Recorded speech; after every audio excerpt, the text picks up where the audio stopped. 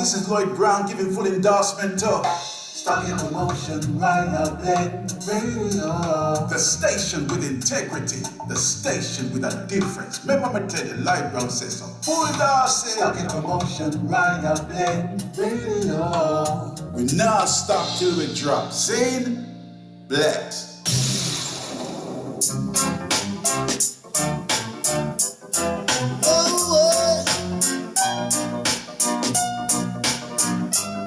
A song entitled We're All in This Together.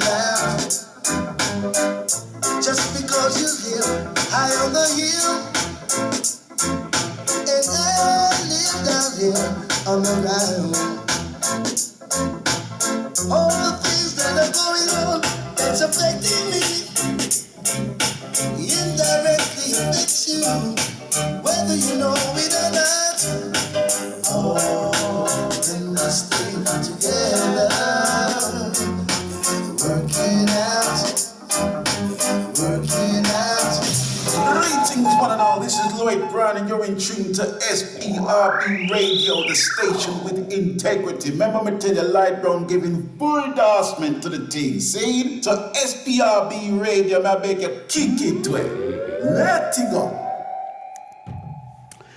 Okay, so let me just change this mode right here. Okay, greetings everyone. My name is 10-Star General, and thank you for tuning into this podcast. Once again, I'm 10-Star General, one of the founders of this podcast alongside Sharon Mango. She's going to be introducing herself also. First and foremost, let me just say thank you to our guest, Pastor Ariyo Popoola down there in Nigeria. He went through a horrific situation, and he's going to be sharing his story with us. This podcast is all about sharing or really, how can I put it, making it cool, making it sound okay to share your story. Because in the Black community, we realize that many of us are stigmatized by situations. Many people don't feel like they have anybody they can talk to, especially when they go through mental situations, trauma. Many have resulted to committing suicide. And to me, that's not okay, especially in the Black community. You know, we have to endorse and making it okay to speak to the right people, especially about situations that they may be going through. I really am very, very headstrong about that. So, you know, we have this wonderful team who is here today. They're going to be introducing themselves. And then we're just going to dive right into it. So Sharon Mango, if you would, please just introduce yourself.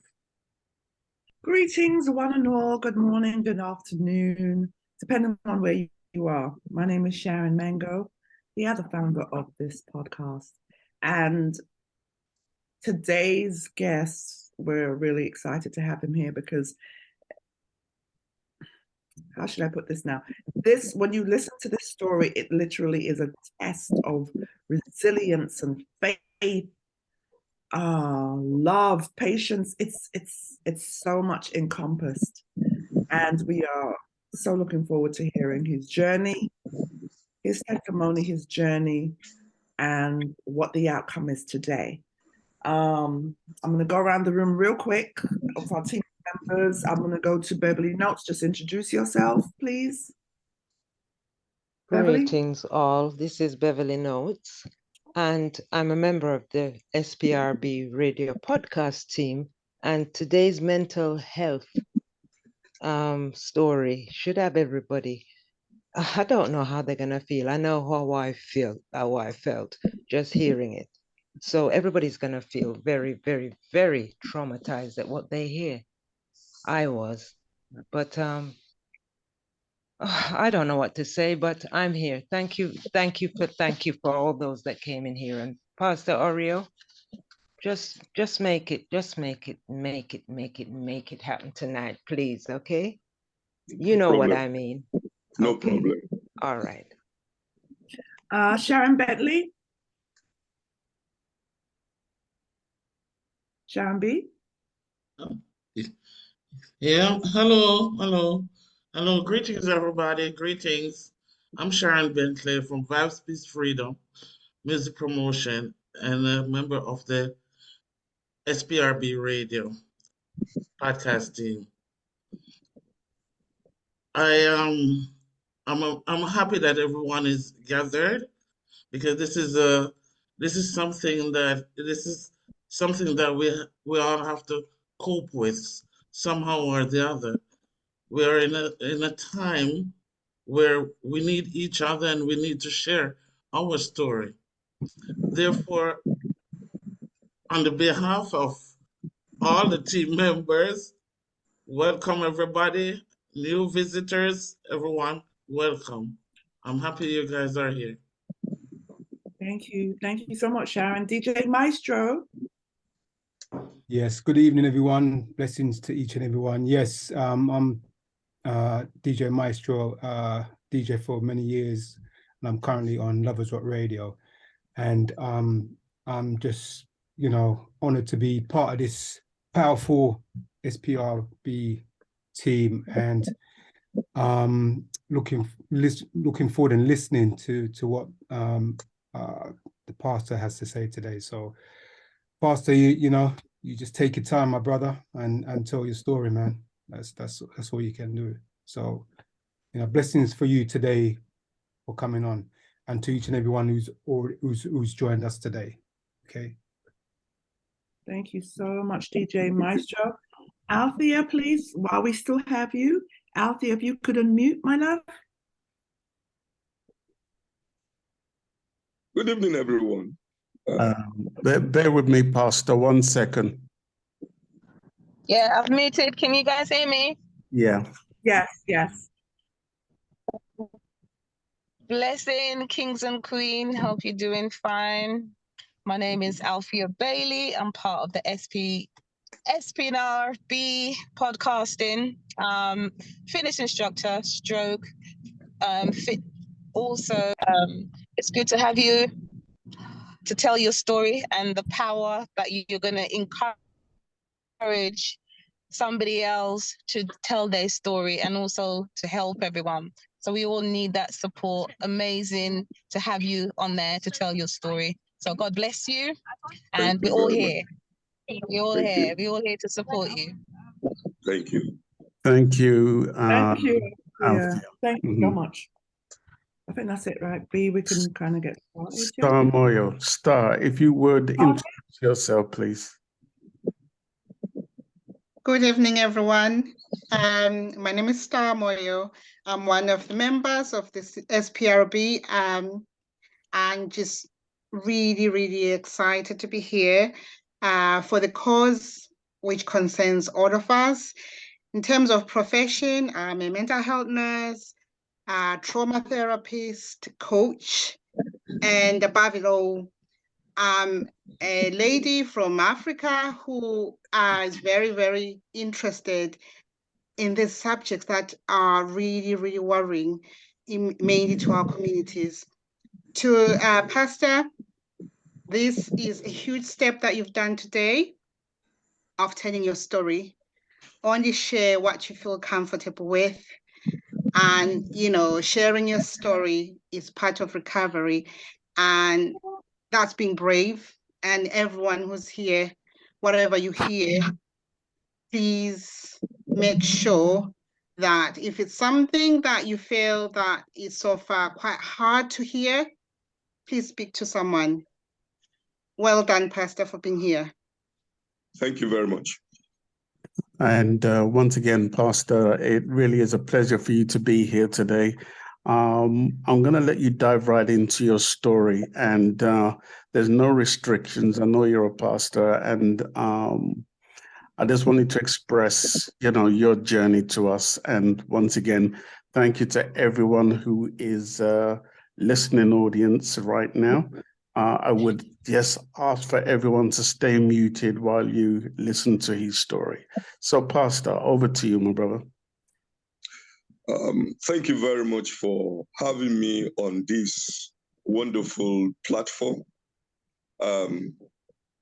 Grateful to God, and I'm passionate about mental health because that's the basis of things that helps your emotions, decisions, and your spirituality. So if you are not in a stable mental state, definitely your decisions, your reactions will not be the one that is right.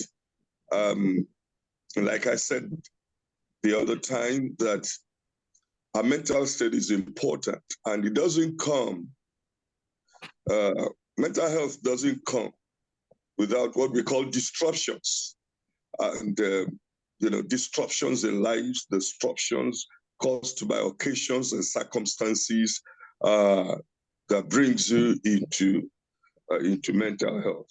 Having said that, I also want to say that I hold these platforms in high esteem because most of the things I shared now, my children are compiling it for the purpose of making it up into a book. But I don't mind sharing it on this platform to help others.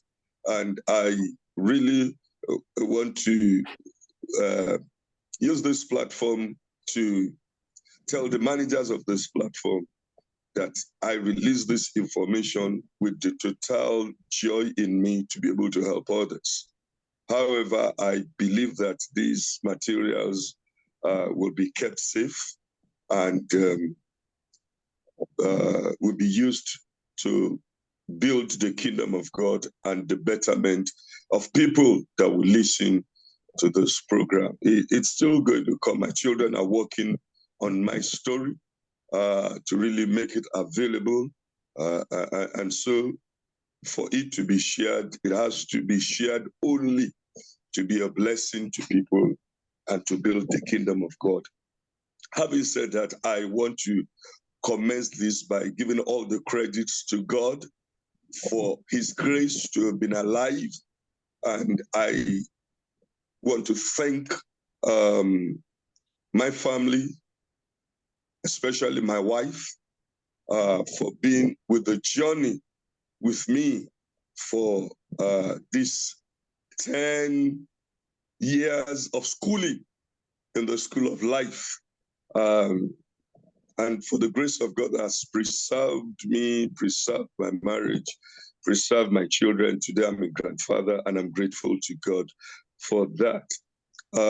Like I have been introduced, my name is Ariyo Popoola.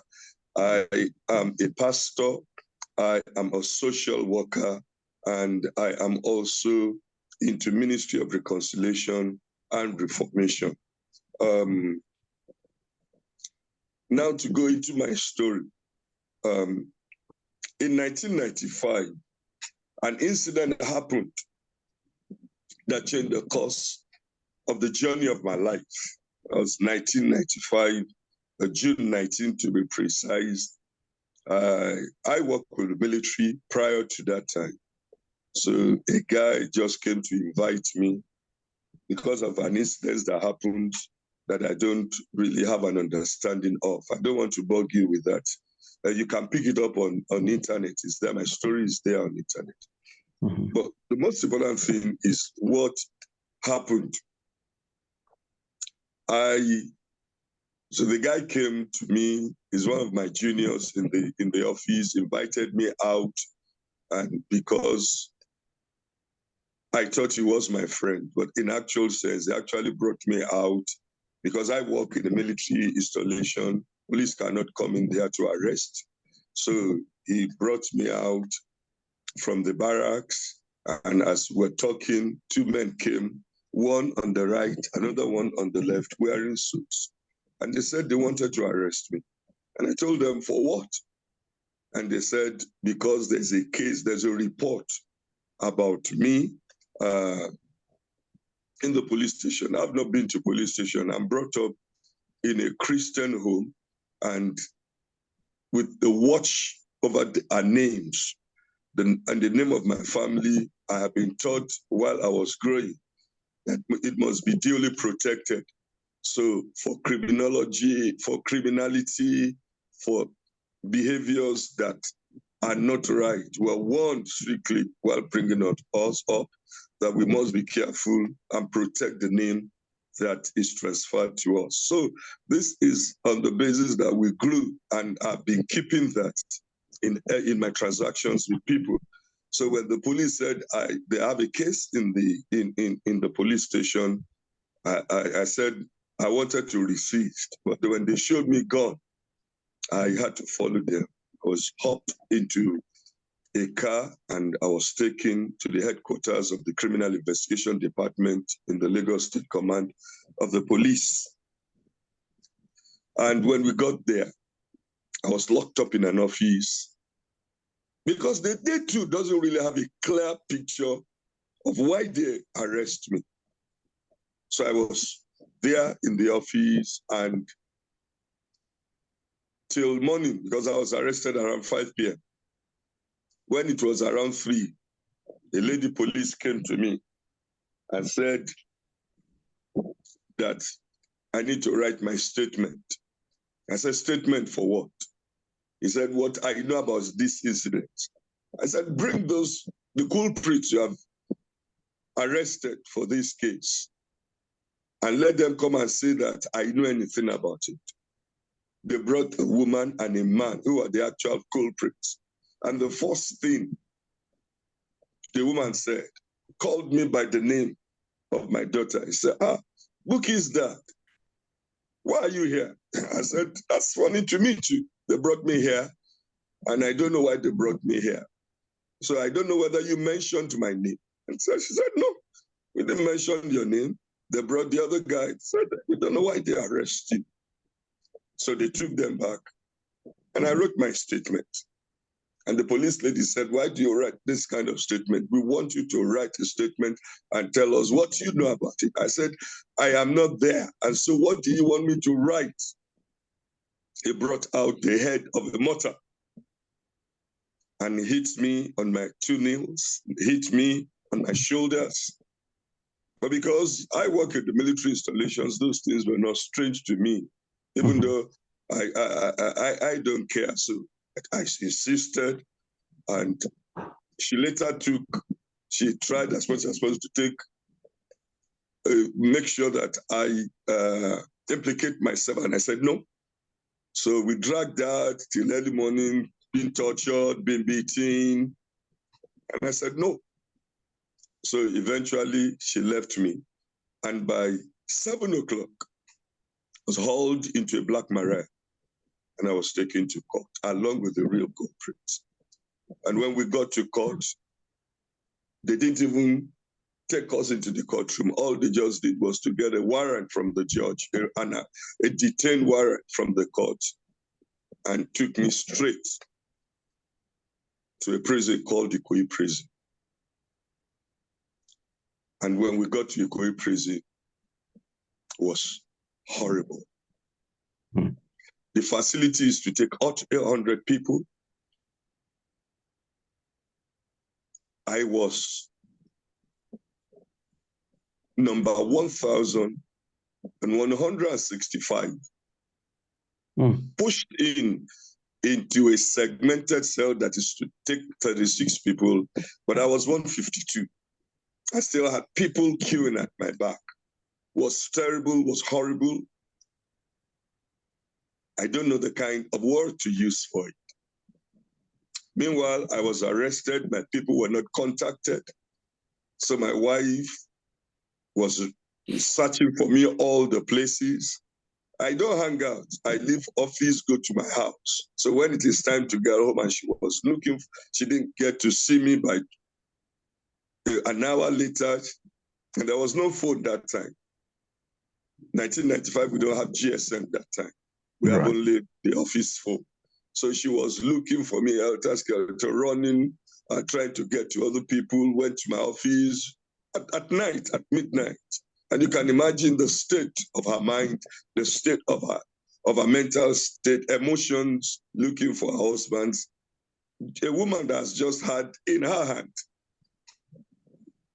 a 2.5 to 3 months old baby boy, running helter looking for the husband.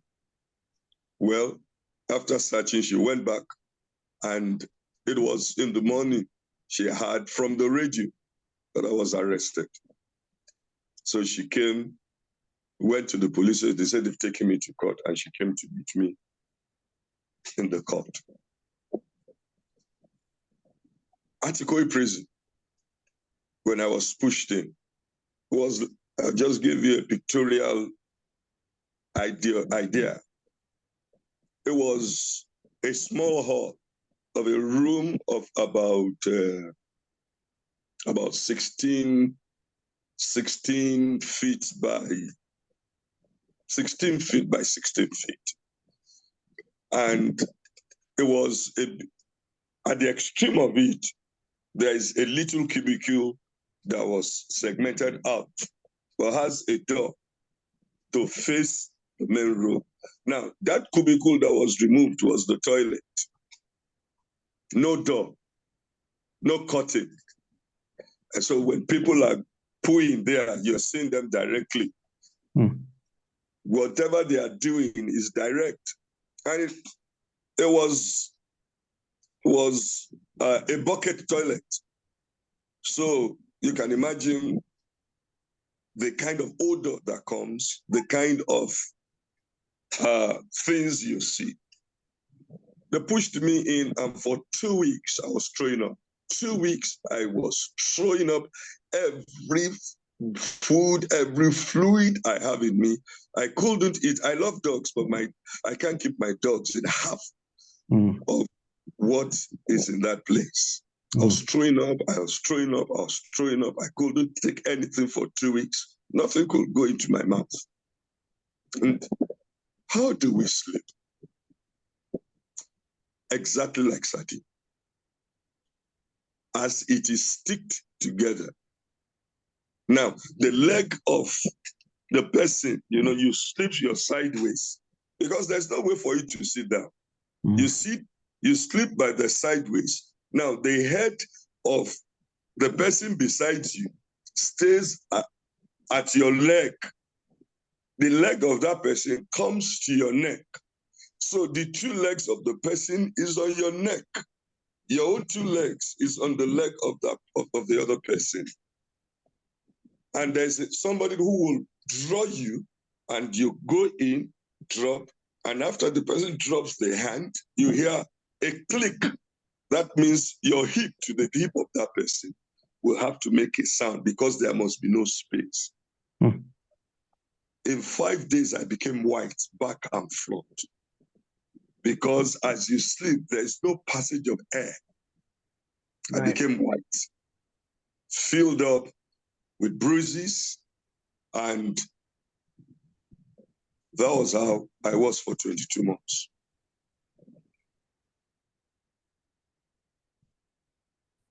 My family had to make arrangements, try as much as possible to get drugs for me. But what drugs can you use in that condition? And in 1 week, in 3 days, because once it is in the morning, you have to be in the sitting position. A sitting position, folding your legs to your chest, because there's no space. Now, in 3 days, my buttocks began to peel. The side, my hip sides to the left and to the right begins to peel because you can't turn the other side. The side you turn to sleep that's the way you will sleep till morning. And that's why I know that sleeping at home on your bed is luxury. You have to be like that till morning. Yeah. God bless you. If the person you sleep with has a malaria, has a temperature, or died, you have to cling to the dead body till 8 o'clock and 9 o'clock in the morning when they're going to open the cell. You have to cling to the dead body. You have to cling to the sick man. You have to cling to the man with the temperature. You have to just be like that. Because if you stand up, there's no place you will stay. There's no place you will sit. But to the glory of God, God saw me through for 22 months. And my wife comes every day, comes with food, comes with drugs. That 22 months, I can count. I took a lot of fluids because there's no way I can take food. Because each time I sat down, folding my legs, it's a 22 months of minute by minute pains. Because you can only turn and put your laps down and sit down again. You turn the next foot up, put your laps down and sit up again. So it was a horrible and painful situations. However, in that terrible situations, at the beginning, I was angry with God because I don't see reasons why I should go through this for not doing anything. But I had an encounter with God in that most terrible, in 3 weeks of my journey in that place, about a month in that journey, I had an encounter with God. And God told me specifically, I need you. You don't have issues with anybody. You have issues with me. He said, because I've been calling you, but the loud noise in the environment does not allow you to hear. I need you. I need to talk to you. For me to talk to you, I also need you to go through what those you will minister to much later. I want you to go through it and understand their pain so that when you are tending to them, you can remember the pains that you went through. The voice is so comforting in that situations that I received peace and I received comfort. So I went through it, gave my life to Christ. I went through it with joy. I went through it with happiness. And from that time, I look at what I'm going to do. Because one of the most terrible and horrible things in Nigeria is our justice system. Terrible, terrible. If there's another word to use, it's terrible. You can see somebody picked up for wandering. There's no law called wandering. But yet you see people picked up on the street, picked up on the bus stop, raided, and dumped in prison. You're supposed to, even if you find them guilty that they are disrupting the peace, it's supposed to be 3 months community service. But in Nigeria, we don't have community service. If you steal water, you have to go to prison. You abuse a big man and he's powerful, throws you into prison. You work in a place you decide you are not working again. They bring you, throw you into prison. And unfortunately, the highest number, 80% of those who are in a prison are indigent. Children of the poor, people that are poor, men and women that are poor, and which I see that is oppressive.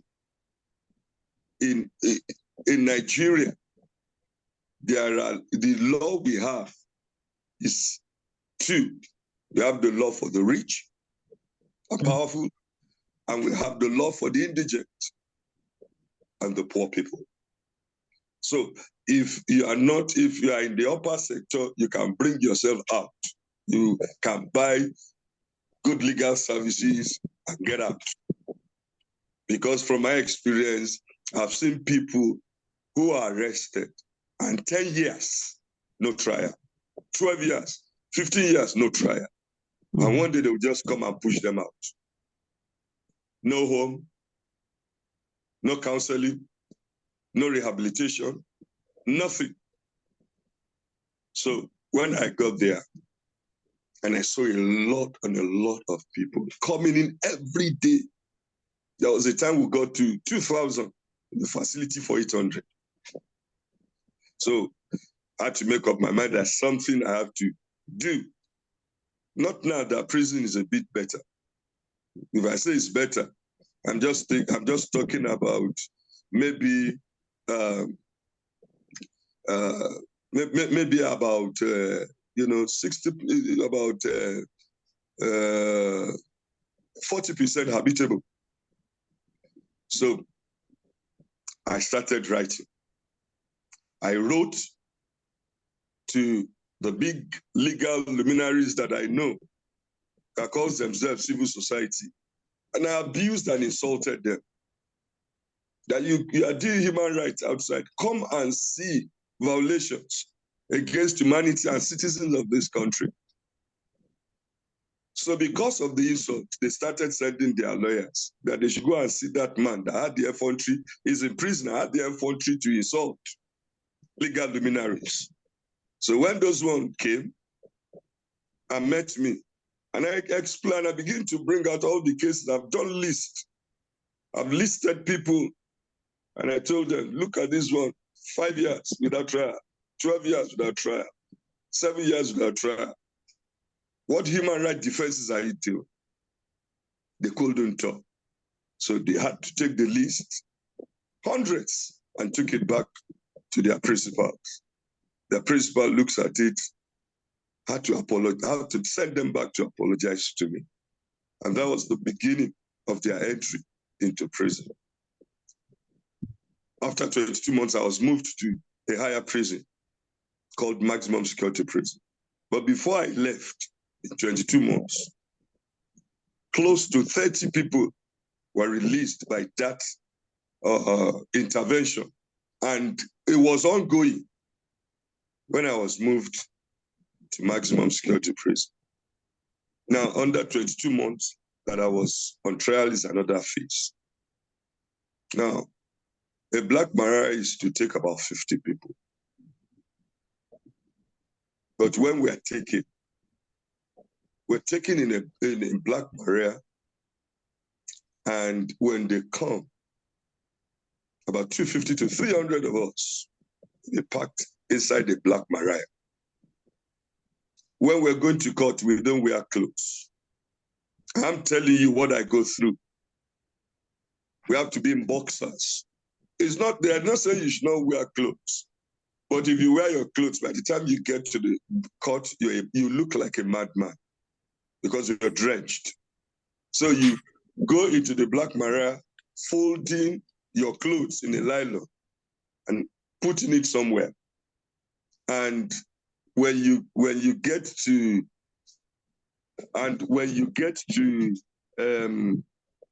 the black Maria,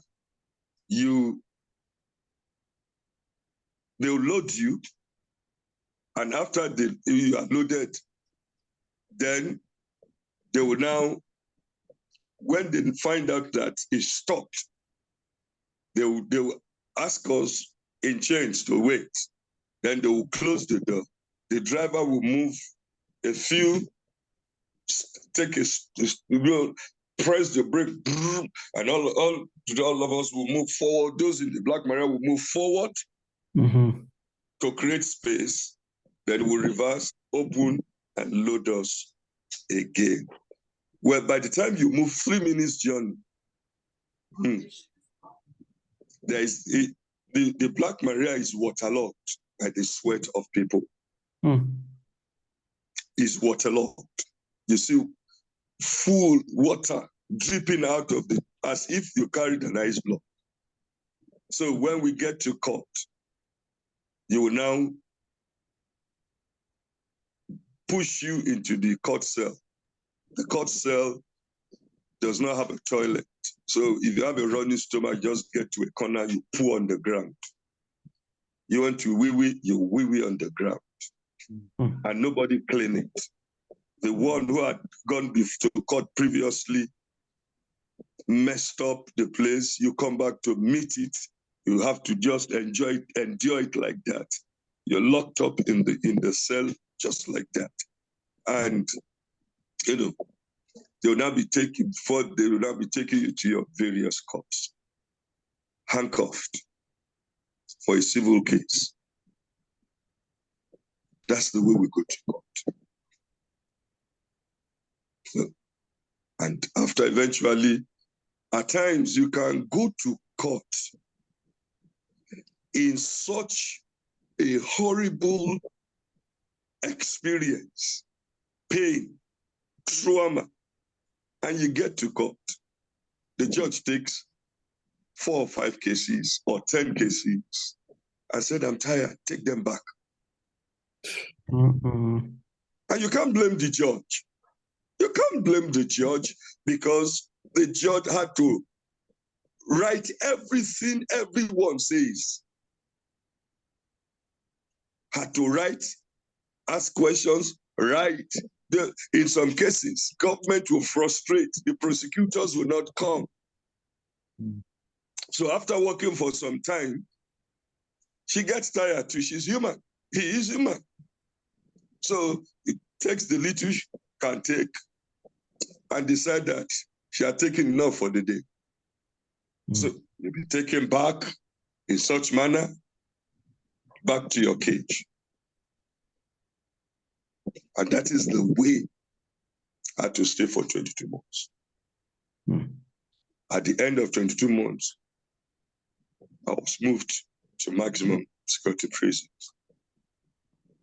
Now, in maximum security prisons, the difference between the first one is a medium prison, and I was taken to maximum security prisons. Maximum security prisons houses the death sentence, the life imprisonment, long-term sentences. I was moved to the place because the judge said she finds me guilty, and this is the reason.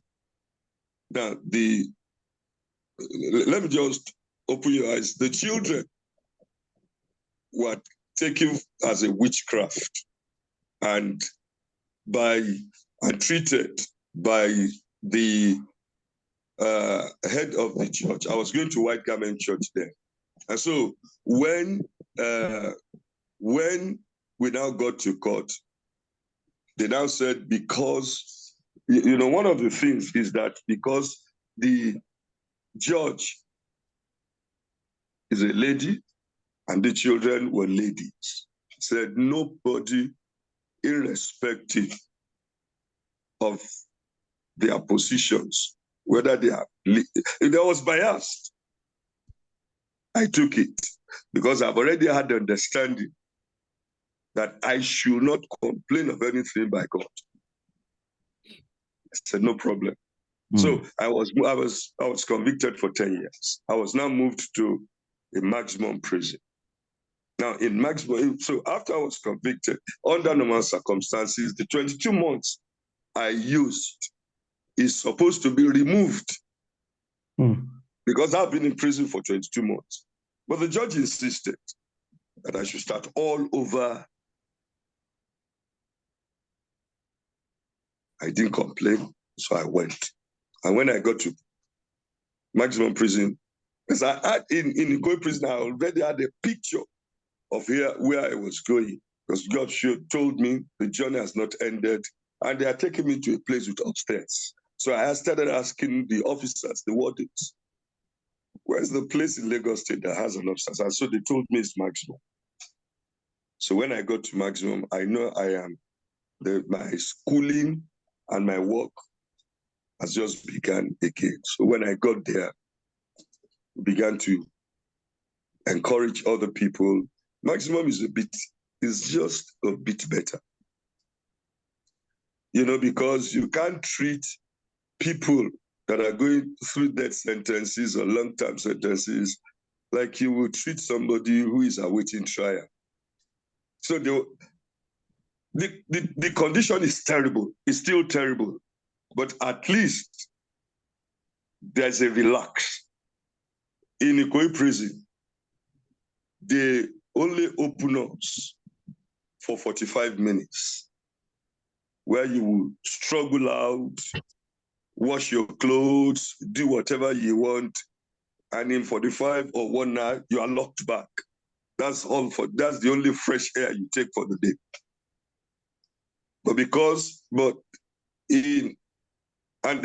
Then there were high rate of death that in 1997 took the prison into a riot. It's on record. These things can be checked on internet.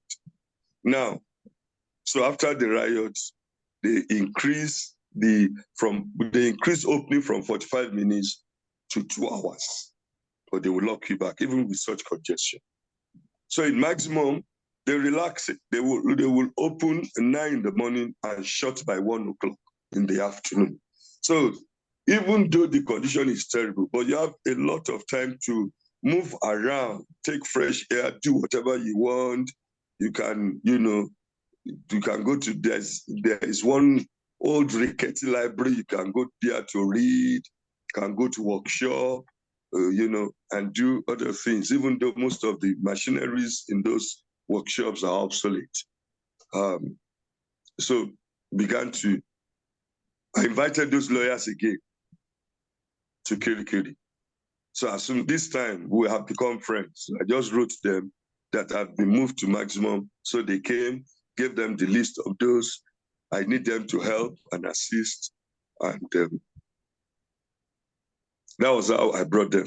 And, kept to encourage people, minister to them, and to tell them there'll be light at the end of the tunnel, that they should just hold on to Jesus.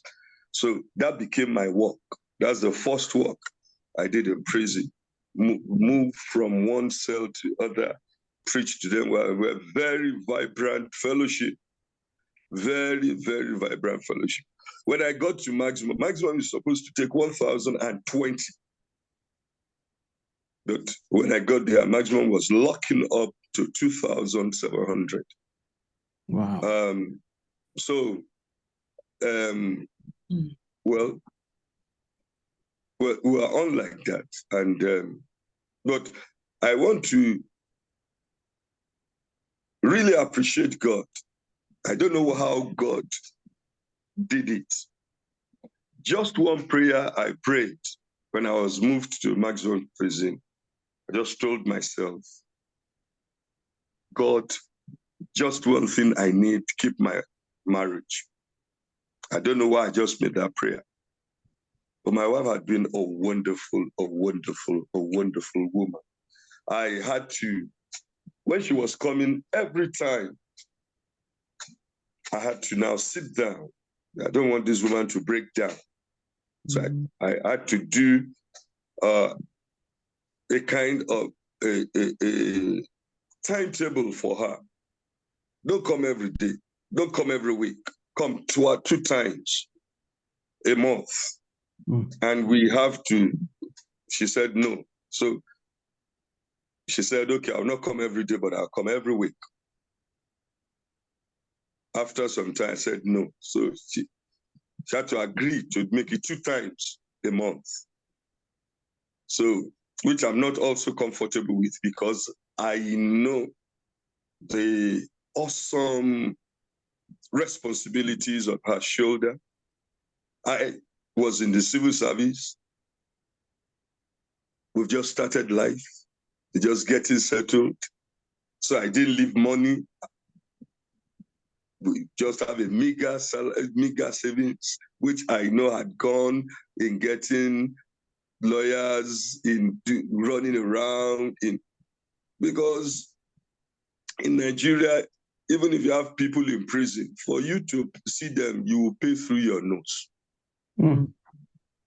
You give warders money, you use money to write letter, you use money to do this, you use money. The one who brings your family person to you will take money. You, the one they want to see, they will collect money from him. So I imagine a wholesome challenges she went through to be able to see me at a time. But after some time, because I was now made the pastor in charge of the church in Maximum, which takes care of about 1,400 men at a go in our fellowship. And a great responsibility was lowered on my shoulder. I have to see to their welfare, I have to see to their rights, I have to try as much as possible to correct many ills going in the prison yard. I have to make sure that they go to court. I have to talk to their families. I have to make sure that our gates are open for outside pastors to come to visit us. I have to make arrangements for counselors to come, source for drugs, source for money, source for everything to help these men. And fortunately, God also helped some of the inmates to decide to talk to their families, to help us with what our needs and everything. And it was an experience that I thank God that I was able to go through. When I got to, so in Maximum, I had to start all over again, like I said. And when anybody in your church is sick, in fact, when anybody in the prison is sick, it's the responsibility of the pastor. Mm-hmm. So when I wake up, when in Maximum is different, they open me by 7 because I'm the pastor. Mm-hmm. And I had to go around all the cells, about 200 cells. Every morning when I go out, I come back like 12 o'clock. I have to make sure that whether you are my member, you're a Muslim, I have to see everybody around. Anyone that is sick, I have to make sure that as soon as they open, it's taken to the health center. And in such cases, you hear people fighting. That's where they will tell you, even a Muslim man will tell you, Pastor, you're wasting your time with these people. Your brethren here, they are not doing service. They are not doing fellowship. You better talk to them. Your pastor is smoking. Your pastor is doing this, is doing that. So you have to now, after you have done that round, you have to now start solving problems. Where there is fight, you have to go and do reconciliations and make sure that the prison is at peace. And so when I became the pastor, privileges are now given to my family. At least the level at which they will see me, they now have a freer opportunity to see me. I will be taken to one of the offices to see them, have enough time to talk to them without anybody challenging me and telling me it's time to go. So it gives me a chance to, speak more to my wife and, encourage her. She actually encouraged me because the strength that she used to go through that journey, I don't know, but I know it's given to her by God. She'll come and she will tell me, don't worry, everything is going to be good. And one of the things that helped me, and I know helped my marriage, is that I had told myself before I got married that my marriage is going to be one of the best in the world. I had decided to do everything to make sure I sacrifice everything. So there are memorable things I did for my wife. I make sure that we're the closest and the best friends. I make sure that once she's pregnant, she doesn't touch anything. House chores, I stopped her from doing it, do laundry, cook, and make sure, and when she gives birth, I make sure she doesn't touch anything. All she had to do for me, it's a struggle, but all she had to do for me is just to breastfeed. Before I go to work, I make sure I wash the baby. I have the grace. I can take a bath of a month of a day-old baby, wash my baby, dress them up, powder them, take care of the clothes. I just restrict her on the bed, go and sleep. Mm. And I know as an African, only a few men can do that for their wife. Mm. So I know I left memorable things. So while we're talking in prison, My wife had run away. My wife, I told them, I said, my wife cannot run away. We're intimate. And I left memories back that she will always, even if she wants to take another chance, she will look back and said, no, it will be difficult for me to find this kind of a man. And apart from that, each time she visits, she goes back with an average of about 2 to 3, 4 pages of letter I would write to her. So she goes back home to read those letters. I write to my children too, even though they may not be able to read at that time, but she will read to them. I said, this is what your dad says. And so with those letters, we're able to keep the ties together. And while we're doing that, God keeps encouraging, God keeps strengthening, God keeps helping. I can't forget a particular day. That day, I was the 7th year in the prison, and I woke up that day, and I wept throughout that day. I couldn't comfort myself. I bought a lot. One of the greatest things. One of the major loots I have when I was living in prison was books. I bought a lot of books. So I woke up that morning and I lost a grip of myself.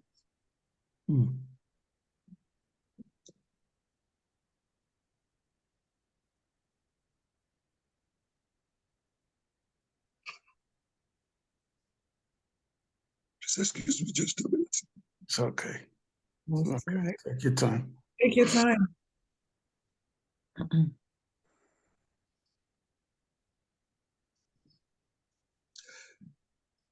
I was hearing the voice of my children calling me to come home.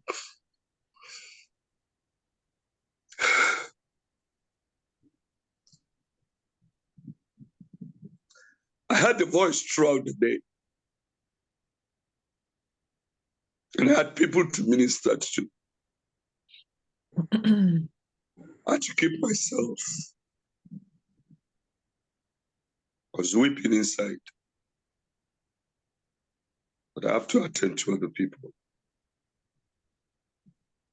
I look for scriptures to encourage me. I couldn't find. I went into my books. I couldn't find. But at about 5 o'clock, I brought out, I was not just searching. I was searching for everything to help me because I need to continue to help others. And you can't help others by breaking down. So I just lay my hands, I know it's by the help of God, on a daily bread. About 10 years ago, I stopped them. I was just looking, and I saw a man. I don't remember the title now, but I saw a man running in a race. And keeps running. Just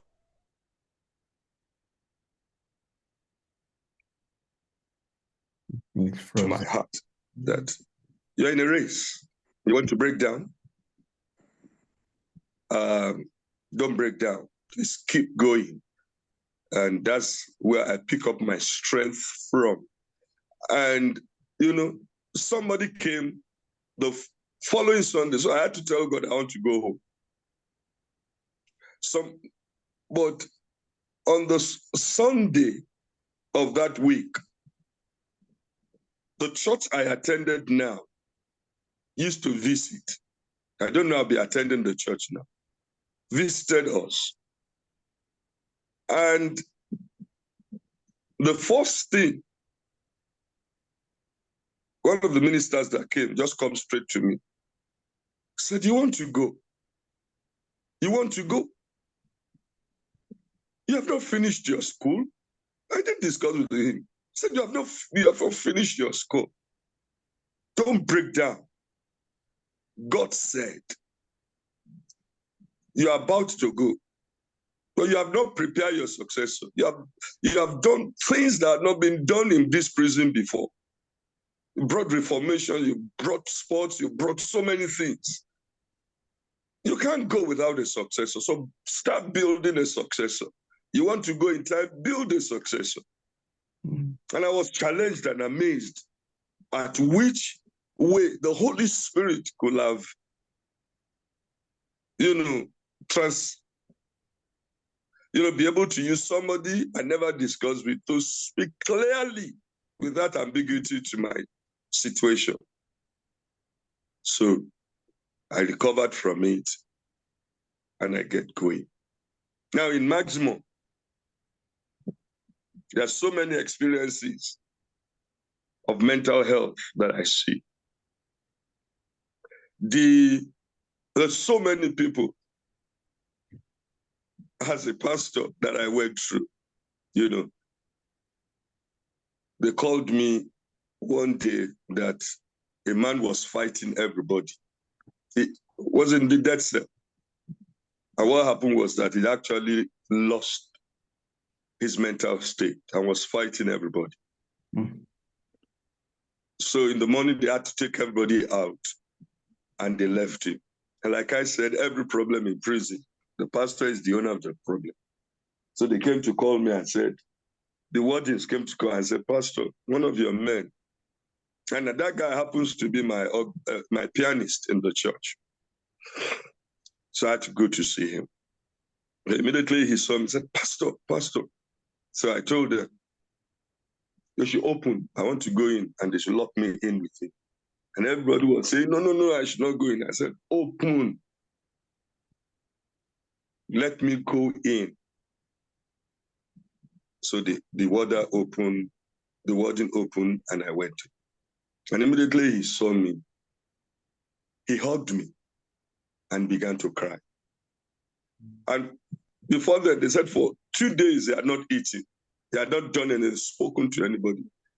So I hugged him, very giant man. Hugged him and asked him to sit down, and we kept talking. I told him, he wasn't coherent, but I was able to calm him down. And I said, I heard you have not taken your bath in 2 days. He said, yes. I said, now you're going to take your bath, you're going to eat, you're going to do everything. And he told me, he said, Pastor, you're going to bath for me. I said, I will. So where do we bath? We have the bath there, open courtyard. So I took him out, told them to get me water off my shirt, and I started taking bath on him. Just as I bent down and I was washing his 2 legs. I just felt a hot fluid on my head. The guy was peeing on my head. Oh my God. And was laughing, was peeing on my head. So I said, his name is Kule. I said, Kule, you're peeing on my head. He just began to laugh.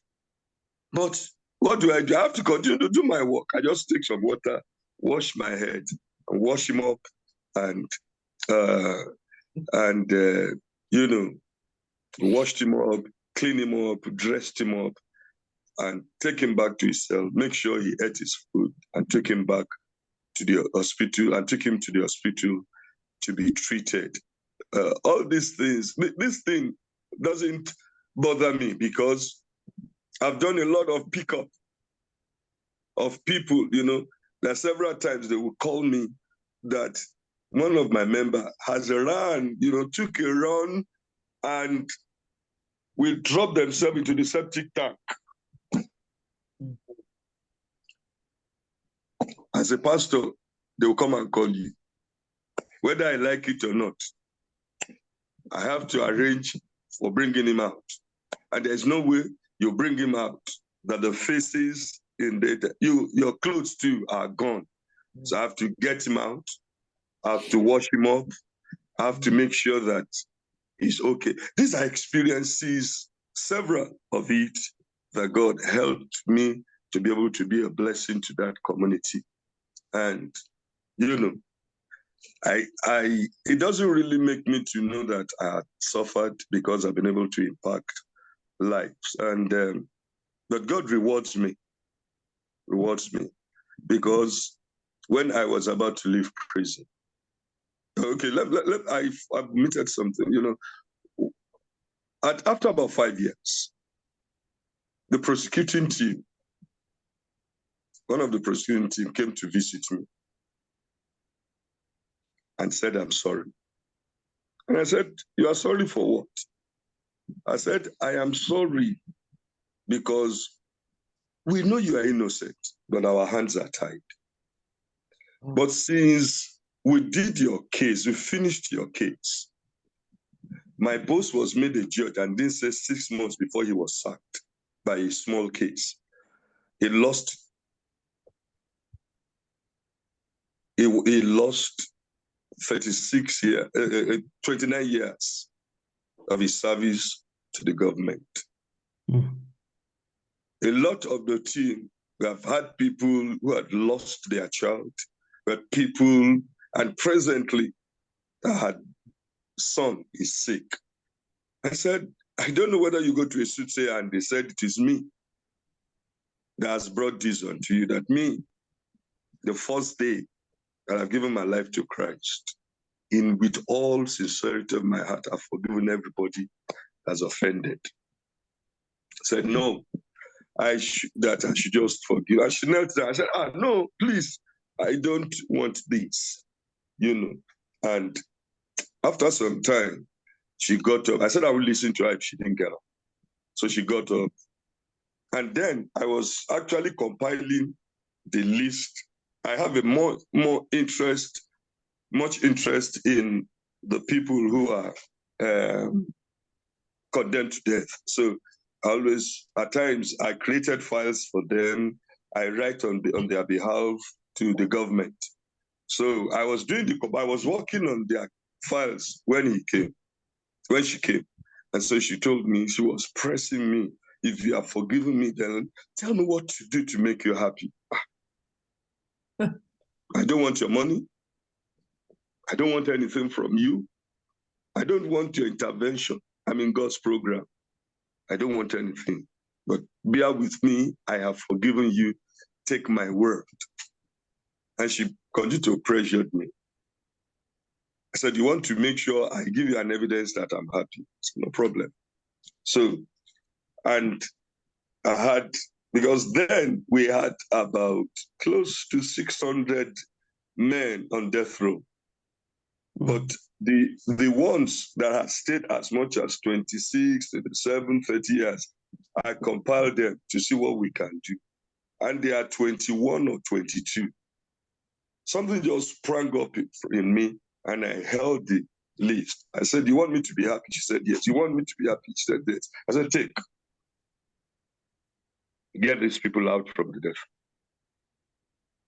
She said, this will make you happy. I said, yes. This will make you happy. I said, yes. This will make you happy. I said, yes.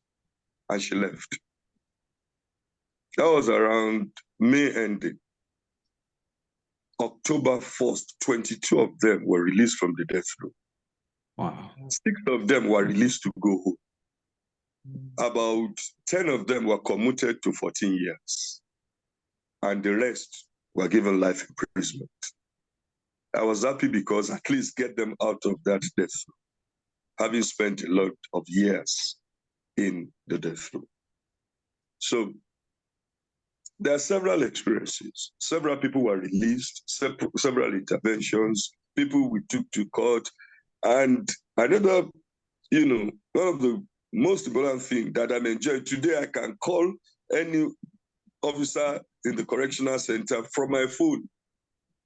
Because then some people were just employed, some of the wardens were just employed. And I told them, look, I'm in the military. Do you want to mark time, move from rank to crank? Because they were young guys fresh from secondary school. I told them, go and take forms and go back to university. I'm not asking you to leave your job, but you can do a part-time work. And a lot of them said, we don't have money. So few of them few of them agreed to go back to school. And I told them, if you don't have money, come back and tell me. I don't have money. We'll do something. So few of them came back. About 5 of them came back, want to go to school. What we just want you to do for us is the first installment we are going to pay as our. I said, give me your bill. So they gave me the bill. I don't have the money. So I have to go to all the big men in the prison. I said, please, we have a project we want to do. Please, can you help us? Can you help us? And I was able to raise the school fees for 5 of them. The 5 of them that I'm talking about are top seniors officers in the correctional centers today. And through that, anything I want, any approval I want, anywhere I want to go to any prison in Nigeria, I'm there. The approval is easy with a call. So God granted me that grace and granted me the favor. So I left prison February 19, 2004. And I told my wife, when I leave prison, I just want to go to a quiet place to just hibernate and get myself back with my children. But I didn't know the plan God had. I was sleeping that very early in the morning, and a warden came in and said, Pastor, the whole street is blocked. I said, why? What? He said, your visitors that come to accompany you out. He said, I didn't tell anybody I'm going. Not knowing that the churches that used to come had had the day of my leaving prison. They noted it. He said, look, it's a revival like outside there. Wow. I said, I didn't invite anybody. I said, maybe there is a program they wanted to do. I said, but these people, they are not for me. Because the only person I tell is my wife and my children. And I thought,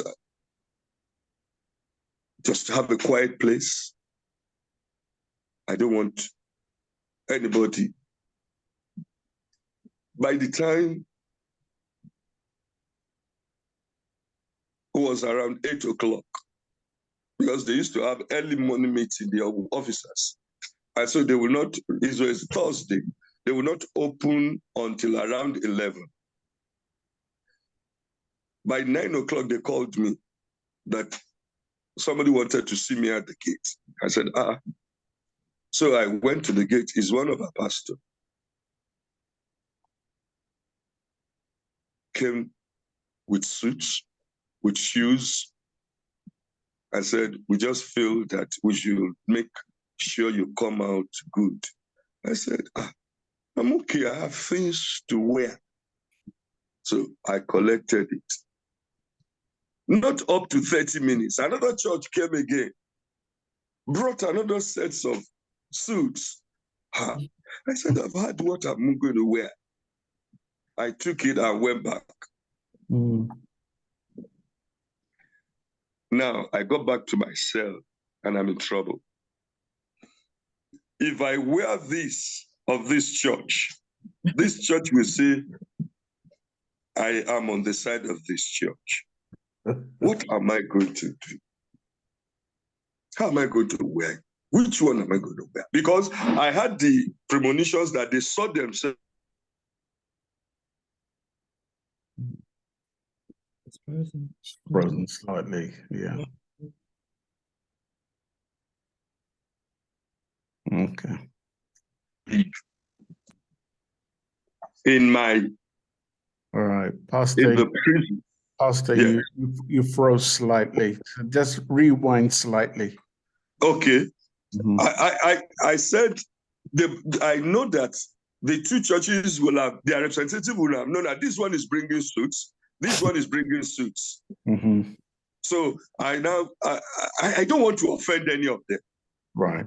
So I now decide, what am I going to do? So as I was brooding on what to do, I didn't know that the big men and the people in my church spearheaded. It actually is somebody who spearheaded among them.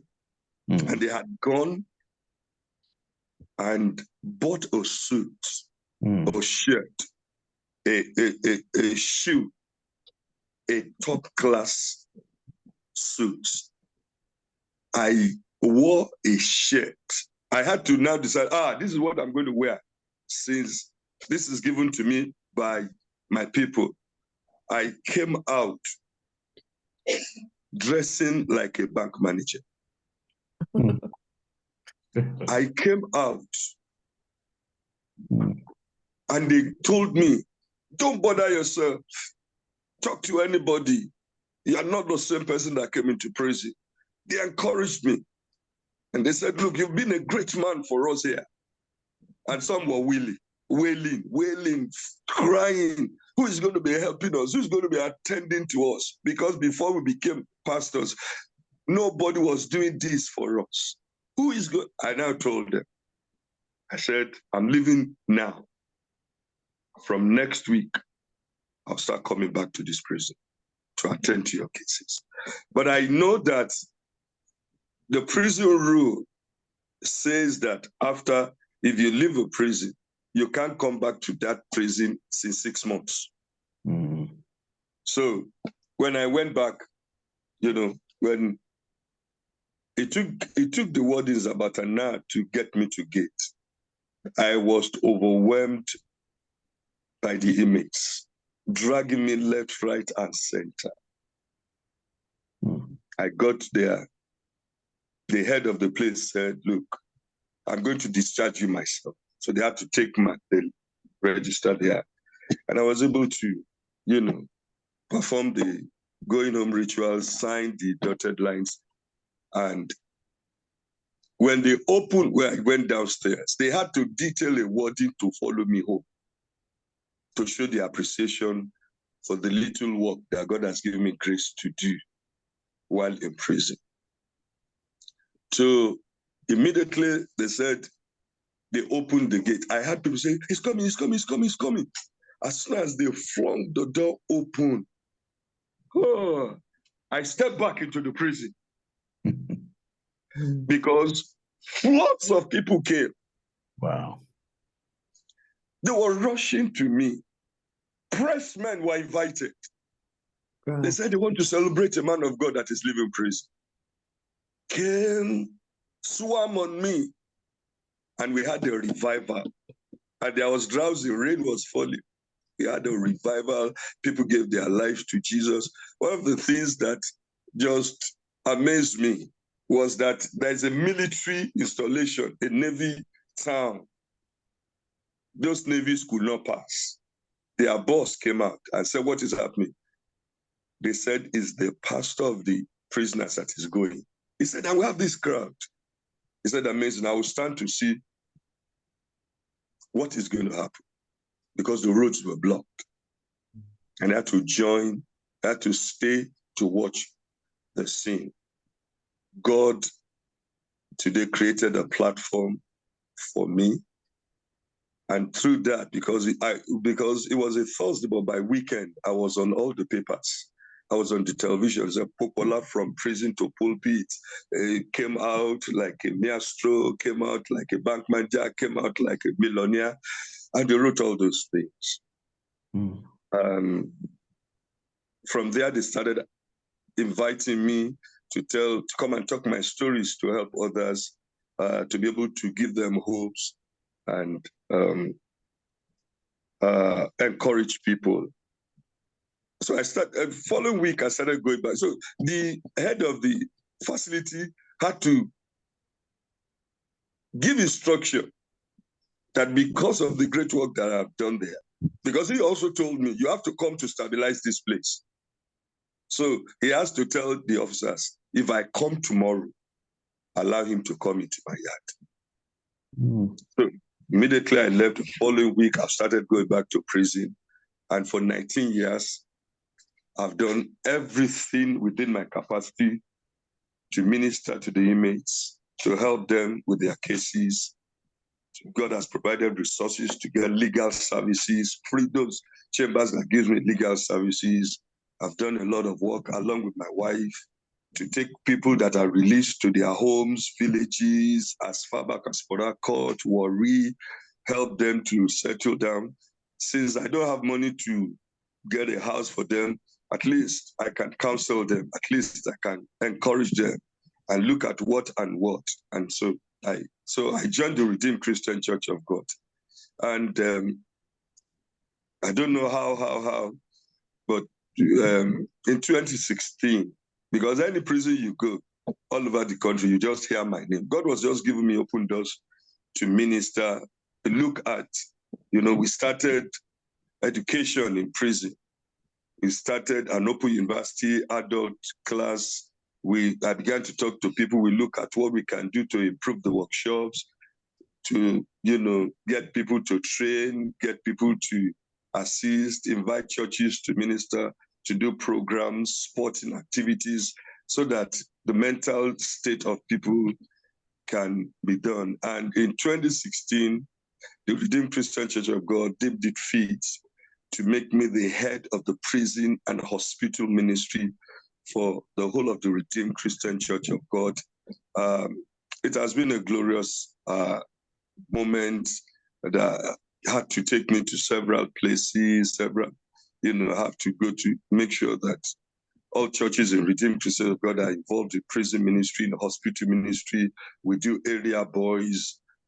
We go to coven of the area boys, talk to them, go to police station, minister to them. We go to orphanages. We go to halfway home. We go to old people's homes to make sure that we have to now redistribute our network to see to that we minister to indigent people.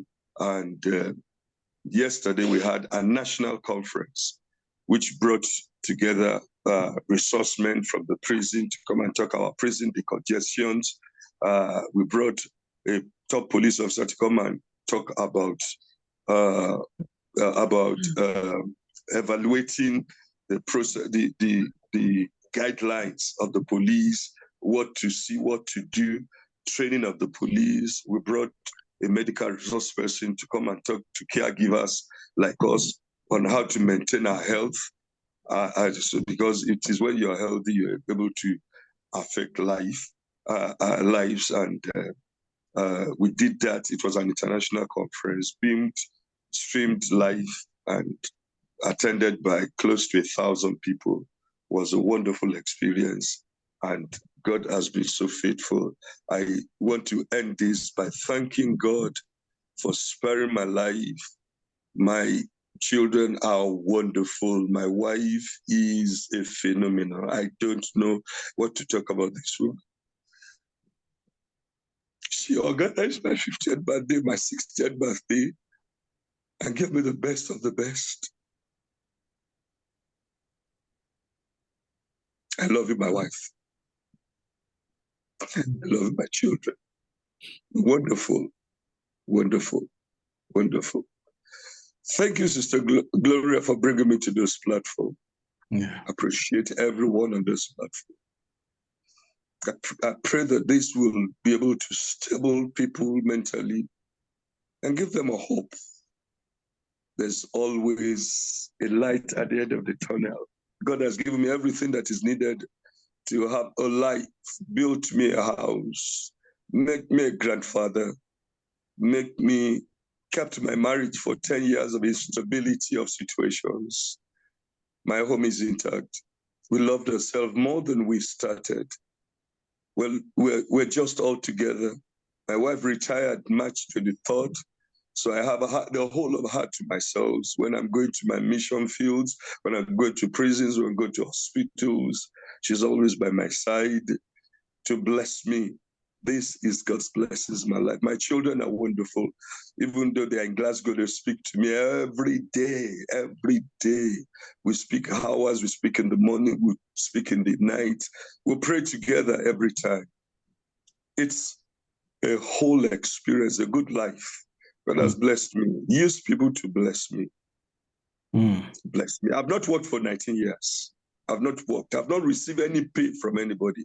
I sold my life to this ministry. but I've not been in want.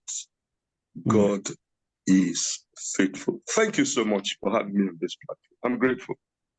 You're most welcome. And once again, we have Gloria Jemadafe to thank for, you being on our platform, because she did tell me about your story briefly, and she was having a bit of problems getting into this platform today, but we'll be reaching out to her a little bit later. Anyway, your story is really heartbreaking and a joyful one, all wrapped up in one. There's so many bouts within your story that makes you just want to break down. Me just as a big man, just listening to your story here, is like, man, I just want to shed tears, you know what I mean? And, just give a brother a hug, you know what I mean? And, for all the things that you went through that you didn't deserve to go through, it makes me angry at the legal system, the police system. They seems to, accuse any and anyone on flimsy accusations, at least, be able to tell somebody, what you've actually done so you can defend yourself, and that didn't seem to happen for you, and that seems to be a regular story of many people. It makes me wonder how many people they've actually executed, based on hearsay or whatever it is. How many people, innocent people, have they killed? All these things make me very, very angry. I guess my question to you right now, remind me, when you went into prison, how long did it take them before they told you what you were arrested for and in prison for? How long did it take them to give you that information? It takes them 22 months. 22 months. Yes, and it takes them after 5 years to find that I'm innocent. But the judgment cannot be reversed. That was when the lady prosecutor visited me. Wow. Let me come to Sharon Mango before we go to Star.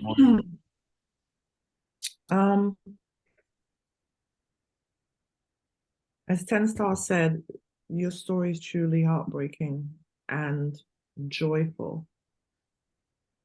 The word I always use is God gives his toughest battles to his strongest soldiers, right? At that time, you had no idea what your purpose was. There's not one person here in this room that can imagine the horror of being arrested and then put in a cell packed like sardines. That's a picture you cannot remove from your memory. Yeah. And I asked myself as you're talking through the story, like, you must have felt like everybody else. And at that time, whatever strength was keeping you from losing your mind at that time, you prevailed. You prevailed, being packed like sardines, didn't know if you was going to get out. You have no idea what's going on. You were already a child of God, yes. But how at that time, where was your mindset? Did you feel like that's it, your life is over? Just at that small part of the time you were in there, where mentally, what did you think to yourself? What were you telling yourself? Well, the first thing, when I got there, the first thing that just came to my mind is, what exactly is happening? Mm-hmm. Mm-hmm. I think it's frozen slightly. Give it a second or two, you'll be okay. This is me. I in police station, in prison. Mm-hmm. At times when you think about it, your mind will just go blank. Right. Mm-hmm. Your mind will just go blank. But, my major problem is not myself. My major problem is my wife. My wife does not have a friend. I'm her friend. For 31 years, for 32 years, I'm her friend. Who is going to be her friend? Wow. Who is going to be? So my major thing was, what I'm going through is insignificant. I'm just bothered about my wife. I'm just bothered about my children. That was what was bothering me. But much, much later, when I begin to receive comfort from God, and when I see stability in the emotions and mental state of my wife, because my wife was going like a wild lion looking for solutions, very quiet but energetic, was looking for solutions. So my problem is about my wife, but God gives both of us the grace. That's deep right there, because he wasn't even, and that's where it is. I was like, what was happening? And that's why I asked the question. You weren't even thinking about yourself. It was your wife. Such an unselfish act. It's just, that's what sustained you. Who's going to be my wife? That is one of the most beautiful things I ever heard, and real deep. You know what I mean? I want to give someone, because I have so much to say, but I'd like to somebody else who would like to say something. Let's come to Star Moyo. Star, Star. Sorry. Wow.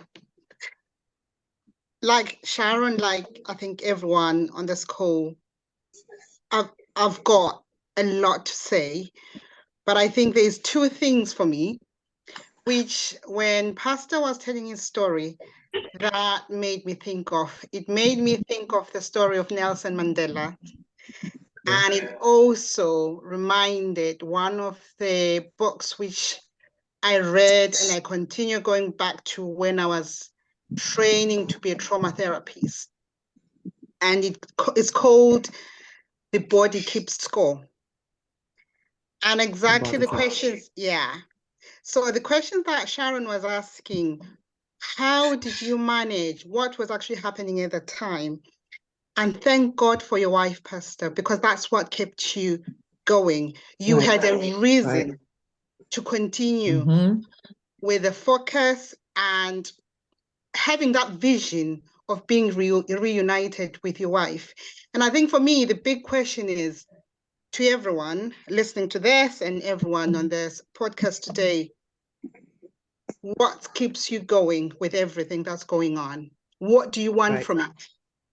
And Pastor has got a choice to be angry with the whole world, but he turned it around.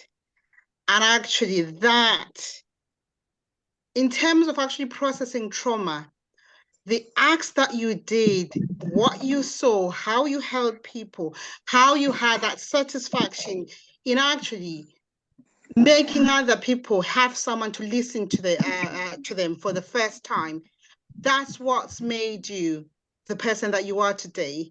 And, you know, yes, there was lots of trauma that happened, but look at you now, you know, and I think that that's a lesson to all of us. It's so hurtful. I was, you know, listening to you. At some point, I was becoming tearful. I was angry, but I think it was the message that's there, you know, and when you broke down, you know, at some point where, you know, it became quite too much for you, and that's okay.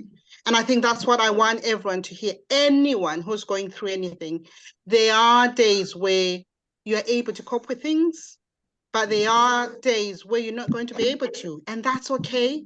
You know, it's about how you recover from that, how you show your vulnerability and what you do about it. And I know I haven't really answered everything because, you know, we could have the whole day to this. But I think for me, it's not about what the pastor went through. It's about what he did about it. And that's the stronger message that I think we need to focus on. with everything that we're all going through. Thank you. But at the same time, Star, I would imagine, which a lot of us in the Black community, we hate to show emotion, and especially when when you're feeling tearful or whatever it is okay to release those tears. It's okay to cry. It's okay to release it into the atmosphere, but also to try and find a way of moving forward, the passion that keeps you moving forward. And again, I would imagine for Pastor himself, knowing that God has given him a mission, right? And that he is now being called to free other people who are wrongfully imprisoned, that gives him an added strength. Just to add on to that, I think it's a long journey for us as a Black community. Vulnerability is not a weakness, but it's a strength.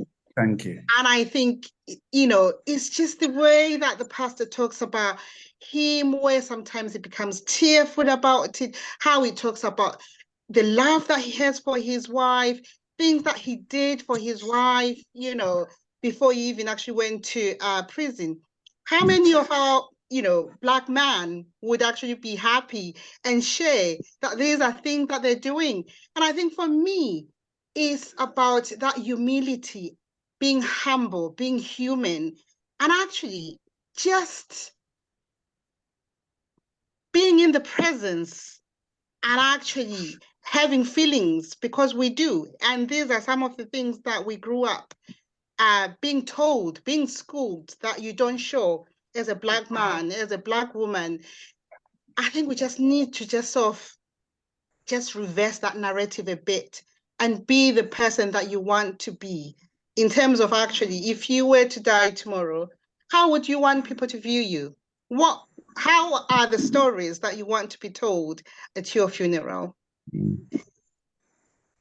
Thank you. Thank you, Star. Oh, thank you so much. Sharon, can you conduct the questioning, with the... Yeah, I'll be back. Give me a second. Yep. Althea, are you there? Althea, can you unmute? Can you hear me? Yes, I can hear you, because I know that you might cut out at some point, so I want to make sure. I was managed to kind of hear everything. Okay, good. And I would just love to say it was a terrific that's happened to him. But I've picked out some really positive things that happened. And I have to say, I have not heard a Black man for a very long time talking about his wife, how much his wife has encouraged you to keep going and keep that strength. And as for you, sir, your children, even though you were inside, you were making sure that you were still looking after your children. And those are the things that touch me. You are a phenomenal person. And thank you.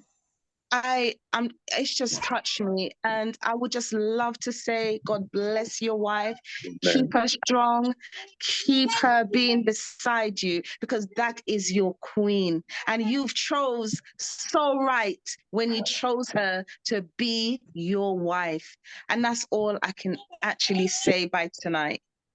Thank you very much. Thank you, Althea. Thank you. Yeah, it's the truth. Dr. Grant, are you able to unmute? I know that you were traveling, but we'd like to hear. Hello, can you hear me? Yes, I can hear you.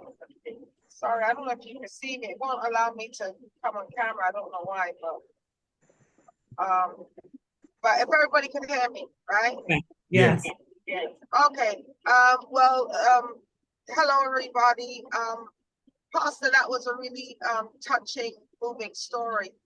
Somebody said that you reminded them of Nelson Mandela, which that also was myself, but also even going deeper as a pastor, you reminded me of Joseph and all what Joseph had to endure from his brothers, from the prison and the abuse and the woman accusing him, the wife of rape and all the trials and tribulations that he had to go through. And in the end, when he finally met up with these brothers, and you know, they were sorry for what they did for selling them into slavery, but he said what you meant for evil, God meant it for good. And that's what I see, you know, just listening to your story. All I can think about is Joseph, because he was sent. God sent him. If you read the word of God, which your pastor, so you know, it's God that sent him with all the evil, that how you got there, the process of getting there. But God put you there so that you can save other lives. And so when I hear your story, I really can see the illustrations and such of Joseph's life lining up with how your life is. So it is a blessing, and with all the negative that happened, it is a blessing. I also want to touch on base, because this is, you know, what we do. We can't negate the fact that mental health exists, post-traumatic stress. And even though you're, you know, thank God you're still working in ministry after, you know, 19 years, still helping those, looking back and remembering who's left behind. That's so blessing, but just not to, you know, like put your mental health aside. Thank God your wife has been a real focus for you, your wife and your children. But mental health is real. You discussed the man of, I think you said his name was Colin, the madman who was mad, and he only allowed you to bathe him and be with him, and then he urinated on your hand, and then he started off. That is actually a blessing, because, you know, situations and circumstances, environment can alter our minds and make us crazy. That's true. Okay, and then you know, people are looking at us like we're mad people, but the truth of the matter is, an environment can do that for us. It's post-traumatic stress disorder. But even in that, he saw you as an angel. He knew you're a good guy. Again, identifying with the Bible, with the madman in the Bible, but when the demons were in him, when they saw Jesus, and he said, you know, like when the demon comes out, put it into the swine. It's the same thing. The man saw you as an angel, of somebody who can help him and bring him comfort. So I really do appreciate your story. I appreciate the fact that you are still, even in your state, able to stay strong mentally, because it could not have been easy for you on a daily basis, but you kept your mind strong, focused, because when we take our minds off ourselves many times and we focus on the things of God, which is higher, we're able to do more, because we're not going on our own strength, we're going on the strength of the Lord. So I just really appreciate you, but at the same time, I also want you to still recognize and still acknowledge the fact that mental health is still real. And it can't just be easy for you to deal with at times. I'm sure these intrusive thoughts do come in your mind at some point.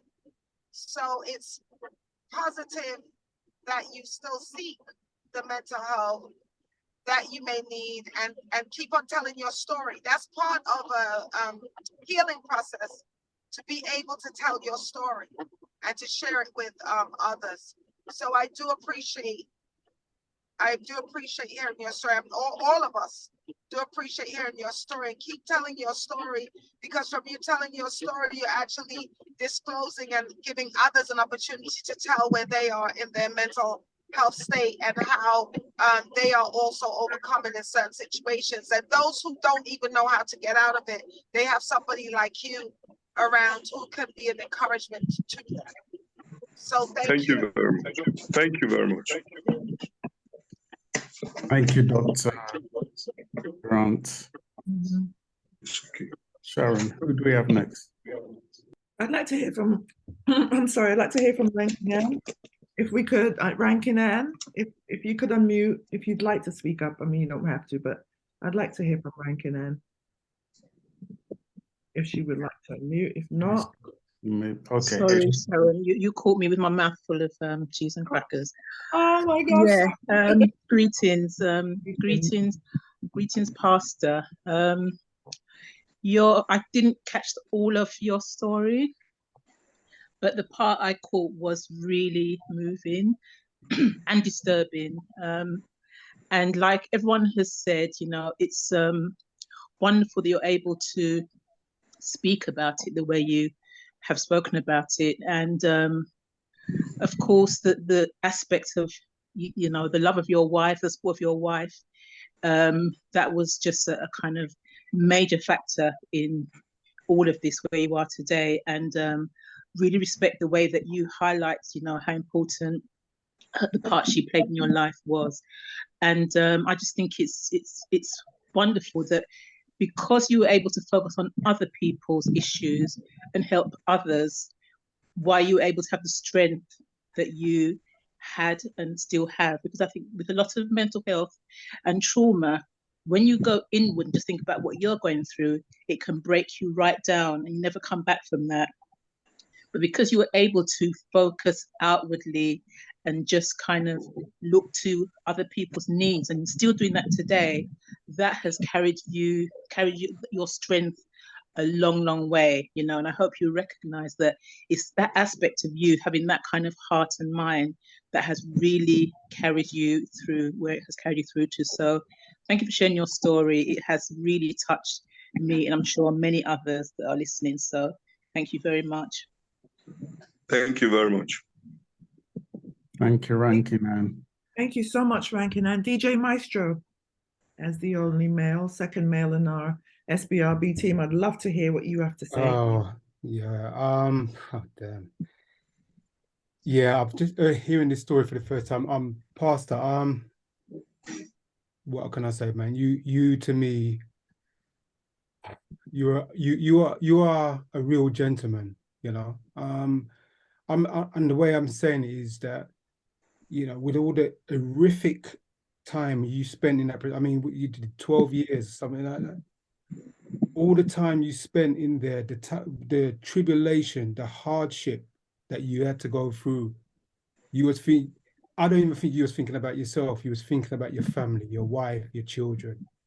And that's got to be, for me, that's got to be your strength that got you through that period of time in your life where, you probably were, your wit's end, you didn't know where this was going to be, when it's going to end, the hell that you went through. And I think, as you said, your best friend, your wife, pulled you through. You didn't think about yourself, even though you're going through that. You're ministering to all these other inmates, helping them to get off death row and get them released. Man, I'm telling you, I have to, a 10-star would say, and everybody would say, if I could come through that camera, man, I'd love to hug you, because, you are a role model for so many people who's listening to this. And I mean, God has blessed you in a different way. And I hope it continues, and I hope your life will be very long, and you would end with your family, man. And yeah, I can see, you got your halo above you, man. It's shining bright. And, thank you for sharing it, because it couldn't be easy to do this story. And I saw you break it down a few times. You only broke down once or twice. I mean, that's very good. I mean, for what you went through. Yeah. Pastor, I applaud you. And, thank you very much, and take care of yourself and your family. Thank you very much. Thank you, DJ Maestro. Beverly Notes, would you like to say a word? Is she there, Beverly? No, I'll move on. Give her a second. Okay, let's move to Sharon Bentley. Sharon Bentley, yeah. I'm here. Okay. Beverly. Right. Yes. Okay. Right. I'm so sorry. Yes, Pastor Ariyo, I am here. I am so moved. I'm breaking down with you. So I don't know what to say, but Everything that's been said so far, I echo, because each episode of the tribulation that you have been through, to me, it was one step closer to the faith that you found. Each episode was one step closer to your faith. You went through many episodes, which ultimately brought you to the faith that you have now. It moves, it really moves me. And mental health, I personally feel that even though your wife was with you all the way, that I think there was a mental health that was inside. It was inside. Each day you're wondering if your husband is alive, if he's made it. Other people have died in his clutches, as you stated in the bed. And you can't move, you can't do anything. Your wife and your family are at home wondering if, the same thing would happen to you. So mental health, it comes in many forms, and you can still be strong and show strength, but within, mental health is actually boiling a pot for you. Bless you as a family, and respect all that you've said about your family and your wife and yourself. You don't know what it's done to me here. I can barely speak. Maybe you can hear that, but it moves me. But keep ministering, okay? Because other people need to hear what you've been through. Believe me, your strength can be used in many, many ways for a lot of people, okay? It's an example that can be used. I myself, I'm going to use an example of how you've had to live your torment in order to help me to get through whatever I'm going through. Okay? Bless you. Yeah. Thank you. Thank you, Beverly. Thank you very much. Beverly. Okay. All right. Have we spoken to Sharon Bentley? Sharon. No. Sharon, can you unmute? Sharon? And then I think we have... Hello. Okay, yes. Hello. I'm here. Yeah. My. I don't know. The story it doesn't matter. I heard it, I read it, and it's just, my heart is just broken. At the same time, as everyone said, we all hear it. It's a bittersweet story. Yeah. Some part is bitter and the rest is sweet. The sweet part is knowing that he have his family behind him, knowing that they stand there through all this agony. I mean, it's something. It's something. I can only applaud the family. I can really applaud the Frau Felicia. She's an amazing Frau, and I think as a lot of us, the colleagues here said, you went through something that you couldn't do anything about. Yeah, it happens. You come out, you share your story with us. We can only take from it and try to help ourselves. I'm just happy to hear that you're doing good in all that you went through, that you can still help others. That is amazing work. That is, I can't even talk because when I feel like breaking. So, I mean, I'm just thanking you and thank your family for sharing your journey with us. Yeah. It was not Thank you you very alone. much. It was your entire family. Your entire family. So, I'm just happy to listen to you guys and hope to gather enough strength. Yeah. At the moment, I don't even think I have it. I'm breaking down right now. You take it easy, Shan, and drink some water. Yeah. Thank you for what you just said. I think last and not least, let's come to Keisha Martin. Keisha? If you would unmute and say... Greetings. Can you guys hear me? Yes, my love. Yes. A blessed Sunday to everyone that's here, Pastor. I mean, all I can say is like your story is inspirational to so many people, and the work that you're doing, it's God's work. And you know what I can say for myself listening to you is that you never gave up.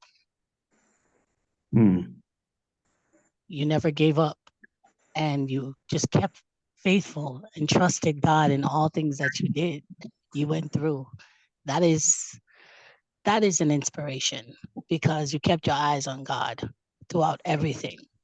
And so one of the things that, you know, came to mind listening to you was that God never gives us what we want. He gives us what we need. And so foreseeing that you would have went through it because you already had your eyes on him before you started going through this, you set yourself up for his angels to encamp around you and encourage you and strengthen you and gave you the courage to hold on, knowing that he would be there. He would have lifted you up. You didn't know, but you still believed and you trusted him. That is an inspiration. You know, the scripture says faith is the evidence of things unseen, right? Yes. So you kept your eyes on him. And that was the important thing. And I'm so inspired and so appreciative of you being here and sharing your story. And I pray that God continues to bless you and your family, their offsprings, and for generations to come, and just keep you strong so you can keep doing his work. Thank you so much. Amen. Thank you very much. Thank you, Keisha. Pastor, I want to do something unconventional. I want to, if she wants to, have your wife say a few words. Is she willing to say a few words? Or maybe some of your family members? Felicia is your wife, right? Yes. Felicia, if I remember, she's a lady of few words. Okay. That is definitely, she's definitely a lady of few. I'm never going to forget that. She's such a lovely lady, but she even states she's a woman of few words. Okay. So I would unless she wants to speak, but you see, she hasn't. Okay. Let's come to a few family members. A few family members, because I've been waiting. Felicia. Good evening, sir. Good evening, Felicia. Thank you very much. Oh, she's breaking. I just want to say one or two things. That when the journey started, it was like the whole world was collapsing. I don't know what to do. I was short of words. I don't know what to say, what to do. I can't even cry. But there's something about me. If there's any challenges cross my way, I don't think about that challenges. One thing that I will do, ask for God's help, that God, please give me the grace. Then ask God, what do you want me to do? I don't think about the challenges or what caused it. I don't. I just ask for the grace from God. Then ask for the next step to take. So, and grace of God, it was the grace of God that kept me throughout the journey. Then the memory he left behind also really. Then my parents also encourages me, especially my mom. She will call me, she will talk to me. that this guy is a nice guy. He didn't do what they accused of doing, that I should please. She will. My husband, too, the memory he left is a loving. Yeah. He's like a father to me. He's my confidence, good husband to have as husband. We are best friends. Thank God for where we are, and thank God for where He's taking us to. Thank you very much. Oh, you're so welcome. Thank you, Felicia. Thank you so much. Wow. I'd like to move let's see. I was trying to remember your daughter's name. Paul. Paul, can you unmute? Paul Popoola, can you unmute? Let's see. Maybe no. Okay. If there's any other member of the family who would like to say Bukola is there. Bukola is there. Bukola, okay. Bukola is there. Bukola, can you unmute? Yes, there you are. Yes. Good evening, everyone. Good evening. Yeah, it's such an experience tonight. I really must say a very big thank you once again. And like my parents have said, one of the things that I really, really thank God for was that we were brought up in a home of love. And that love that we enjoyed from our parents is also radiating even in our homes. And that's why we have a very close-knitted family. I think one of the things that actually also helped him during the trials was because he and his wife had a bond, and they were really, really close. If not, his mental health would have been, how will I put it, would have been in a terrible place, because by that time he would feel alone. He would be alone even in the journey. But because he had a support system that was right beside him all through, he helped. And I must say without any doubt that my father is a very, very, very good man. Even after I gave birth, it was the one, when we got back to Nigeria, it was the one always bathing my baby and all that. A very good man. And my mother, very wonderful. So I think I just want to thank God for for his life, our family's life. Awesome brother, good in-laws, that God has really kept us all together. And I know that there are greater things ahead. Thank you very much to everyone again. Thank you so much. Thank you so much, Bukola. Thank you so much. That was beautiful. That was Pastor Popula's daughter. I'm not sure if there are any, well, there's a few family members in here. I'm not sure who his daughter or son. Paul is still there. Paul didn't pick up. Chalupe, is that a family? Is that your son also? Is it Chalupe? That's my son-in-law, yes. Son-in-law, that's correct. Yes. Okay. Well, we if nobody from the family, further people want anything, that's okay. We are gonna end the show. Again, I want to apologize on behalf of Gloria Jimidafe. She is the person who's part of our team members, one of our team members, and she wasn't able to connect. She had some technical issues. Otherwise, we would have had her, say a few words also. And we have her to thank for Pastor Ariyo Popoola to be on this show today to share his heartbreaking and joyful testimony, which was like I'm sorry, Paul is writing, I cannot unmute myself. He can't unmute himself. Okay. No. Can we unmute it? I don't know if I've done that, yeah. I've done it. He was right to us.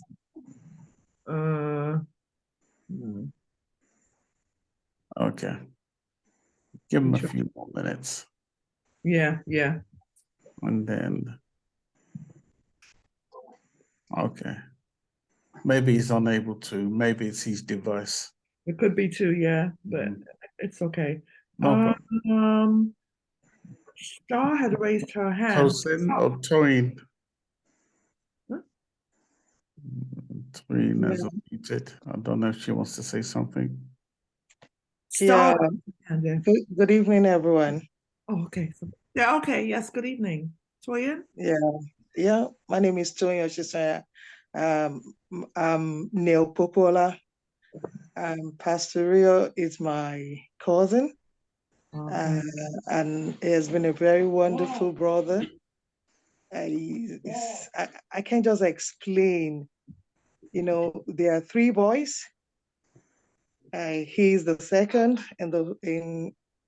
from his mom, and he has been a very, very nice brother. I just, I've lived with the elders before. The training they all had. When he was saying I cleaned I bathed the baby, I washed and everything. Exactly what the brother always do. The story, it's so painful experience. And also, there's some things he will not know that we, the family, knows about. And one of our uncles, may his soul rest in peace. He tried, he did all his best. The country we are from, despite we had everybody to fight his case, but nothing came out of it. Anytime he's telling his story, it's so painful experience because he stand out in the family. He has a good heart. And I pray that the Almighty will continue to keep him. I know he went there for a reason. If Pastor Ariyo have not gone through that experience, he'll still be in the White Garment Church. But today, I know when he look back, he will give God the glory.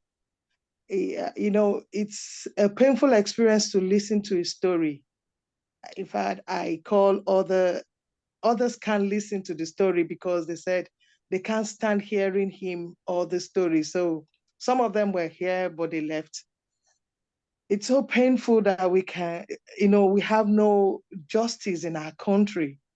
And some innocent person will go through that kind of pain. But I know God has a plan and a purpose for his life, and I pray that the ministry will grow great in Jesus' name. And I know he's not only doing the prison ministry, he's helping so many souls. When he came out and I came to Nigeria, I met with him in the redemption camp. I was happy to see him. And we're walking down and I saw some people running to him and saying thank you to him. And I felt this pain within me. A woman came, if you can remember, and say, Daddy, I know you didn't remember me, but you helped me out of prison. That alone, it's a joy. And I'll pray that the Lord Almighty will strengthen him, that he will continue the good work that he's doing for all those innocent souls in the prison. I know that is experience. That was the experience God wants you to learn. Please, God will help you. Keep on the good work. And the Almighty God will help you in Jesus' name. Amen. Thank you very much. Thank you very much.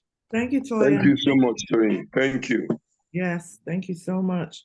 Let's see if Paul can unmute now. Try again, Paul, if you would. Yes. Let's see if he can unmute. Because there's nothing stopping him from unmuting from my end. Yeah, I was looking. There isn't. Okay. And if he can't unmute, that's okay. And I want to thank everyone once again for being here. Again, on behalf of Gloria Jemadafe, who is the person responsible for Pastor being here, we thank her greatly for doing that. And sorry? Star raised her hand again. We didn't. She remember. She Oh, was. Star. Want to say something? Sorry. Yes, Star. Oh, go ahead. Yeah, no, just shortly. I know, we are about to close. I think for me, there's just a few questions that I want to pose with Pastor. I'm not expecting any response from you or anything like that. It's just so lovely to hear about all these people that you're helping, all those people that, have been released in prison because of you. But I just want to know who's looking after you. Secondly, is when those flashes come back, how do you deal with them?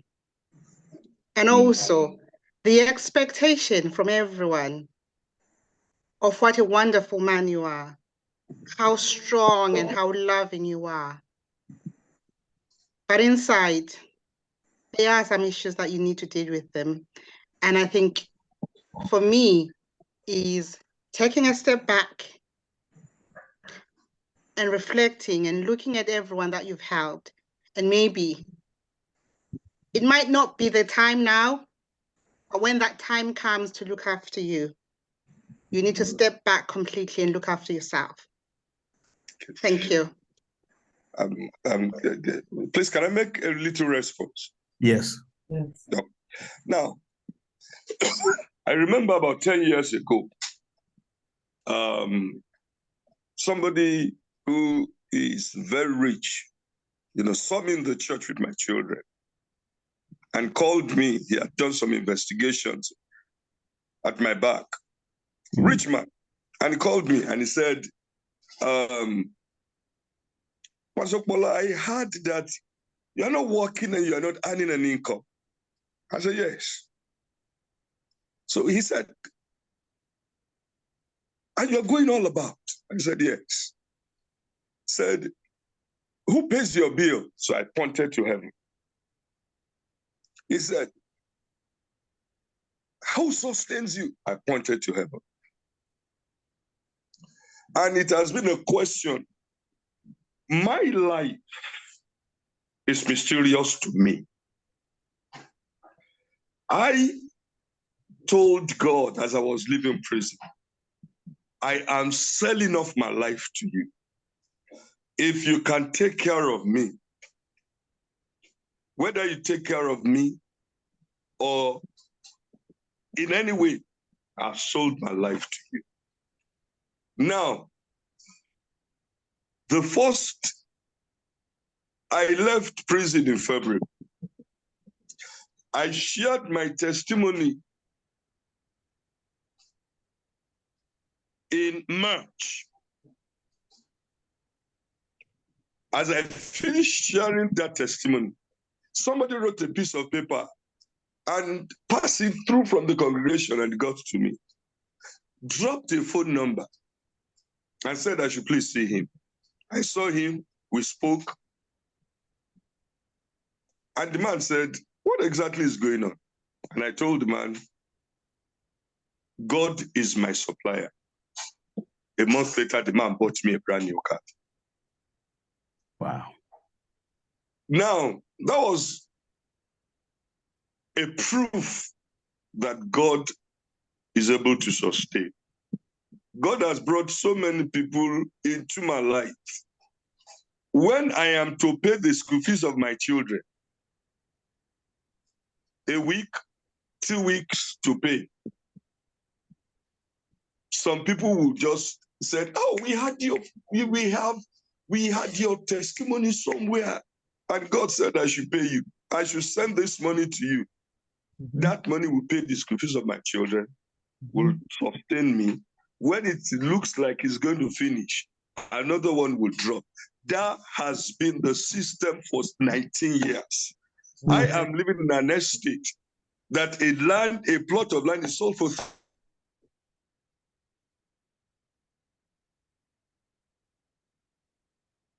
Okay, it's frozen slightly. Let's see.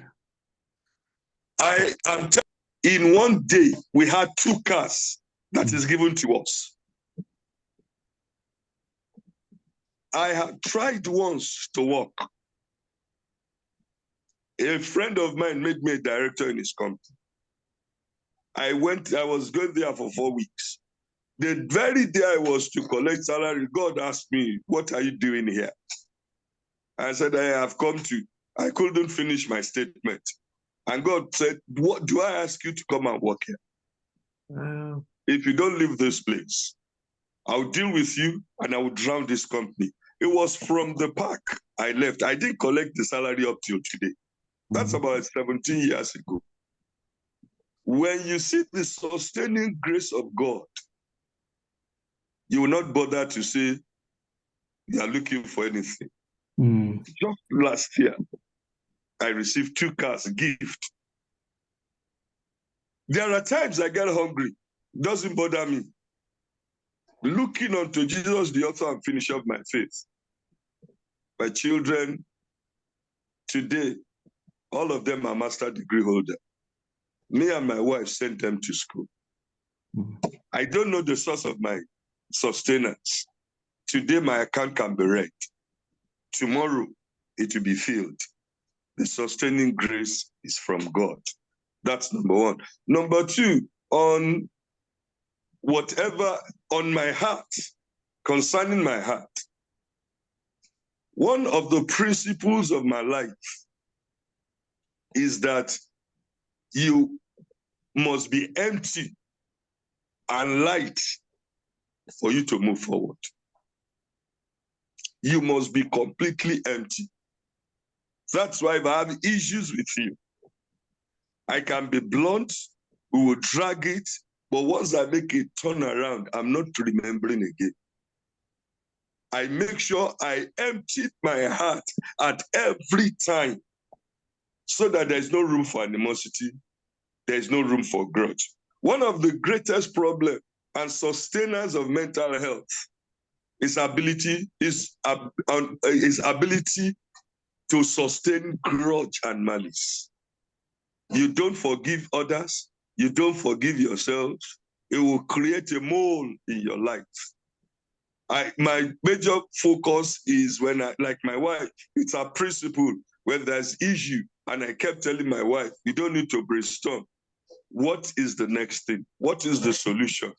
That is the principle. I told them, travel light every day. Don't keep burden. Don't handle anybody's burden. Once you travel light, you find yourself floating and able to fly. The last one is, I don't overburden myself with issues. My children are my friend. My wife are my strength. They are the only one who can look me straight in the eyes. I don't lie to them. I tell them the truth. If my children I gave them the capacity and approval to chastise me. When I was pastoring a church, I pastored for 11 and a half years. And because of this social work, I had to fall back. When I was appointed as the chairman of the prison hospital ministry for the whole of Redeem, gave pressure to my pastoring. When I was pastoring, I told my children, if I stand in the front and I make statement that is wrong, and I leave the pulpit and you don't correct me, you are killing me. So once I get down, whether I use extra time, whether I do anything that is wrong, my last born, which was 9-10 years ago, can stand in front of me and say, Daddy, your language is wrong. Daddy, you overstretch your time. Daddy, you didn't say the right word. Daddy, why don't you hear that person? They are my watchmen. My wife is my watchman. And whatever they tell me, I ask them to look forward to make sure I adjust it. I have a free mind. God gave me, I don't know how I do it, but God gave me the strength. God gave me the grace. And I'm feeling good because there are testimonies every day of my life. My sustenance, it's enough testimony that for 19 years, here I am without anything. I traveled a lot, go to several prisons. It is financed by God. When it is time for my car to be changed, God changed my car. without going to beg anybody. When it is time to change my clothes, God changed my clothes, my wardrobes. People travel, they would say, they will bring clothes, bring shoes. When it is time to be changed, my total reliance is of God, and I've taught my children that way. All I need from people is to keep praying that God should continue to show up in my life and to continue. What gives me joy is to see people happy around me and to be able to impact my life. And I ask for more grace. Thank you so much. Thank you. Thank you so much. Thank you. Wow. So this has been, let me say this has been an amazing, empowering talk today. Pastor Ariyo, Popoola, thank you, thank you, thank you, and may God continue to bless you because, sir, thank you. There are no words that I can honestly tell you aside from I respect you as a man. You have the strongest power that can make you or break you is love. You sustained that love and filtered it with everything that you encompassed in prison, everything that you went through. You kept that going before, during, and after within your family, because each one speaks of the love of mother and father. Love can make you or break you. You 100% sustained the love of your wife, the love of a woman, the love of your soulmate. I would say that's your soulmate because this woman never gave up on you. She had family that recognized you as a good man. He didn't do nothing. You stand by him, and so she did. You are blessed upon blessed, and it was truly an honor. Because again, I could say so much, but it was truly been an honor to be in your presence. It's an honor to be in your presence, and God bless your wife, Alicia, your sons and daughters. God bless them all because the love they have for you, nothing can touch that. And I pray they continue to work on the book and get it out there. This is a story that needs to be out there. It is reminiscent of a movie I watched, 12 Years a Slave. And in this instance, you were in prison. I don't know if you've ever seen that movie. It's just as deep. But he was pulled into prison for something he didn't do. It is what it is. The story needs to be told. There are many, many lives across the border, across the world that needs your help. Many souls in prison who's just sitting there, not having the support because not everybody can reach everybody. There are people out there advocating to help them and they didn't get them in time and they die in prison. This is an ongoing saga, and your story alone could just change the world. And I look forward to it. If I could be a part of it, help write it, I'll do it too. Throw me in there. I'm in there. I'm in there. I promise you, I'm in there because it's your family is what does it for me. You and your family is what does, that's the love and support is what will change the world. Love. God bless you, sir. Thank you very much. I appreciate you. Yes. 10-star. Well, we are going to close the show. And we want to offer our platform to you anytime you have anything to say or you have a story to tell about a prisoner who wants to tell his story, whatever it is the dynamic, we're here for you. Trust me, big time. We'll make it happen. We'll do everything we can to make it happen. I also want to thank your family for showing up and supporting, your beautiful wife for keeping you strong and for her to believe in you, You made an imprint on her heart, which is why, she stuck with you, And we know what kind of world we live in today where many a person's mindset would have been different. They would have just moved on. We've heard those stories before, but your wife stuck with you and kept you strong. You kept each other strong, even your kids. Every one of your family is a blessing. So we thank you, your family. We thank Gloria for making it happen. And we are going to get out of here. We will be back at the end of May with another story to tell. And Beverly will tell us more about that as the weeks go by. So we're going to get out of here. And thank you so much. Pastor, God bless you, my brother. God bless you. Thank you very much. All right. So we're just going to get out of it just like that. Thank you, everyone. Thank you. All right. Bye-bye. Bye-bye. Bye-bye. If you enjoy the content we provide on this YouTube channel, then why not help us by subscribing to SPRB Radio Podcast? Thank you in advance.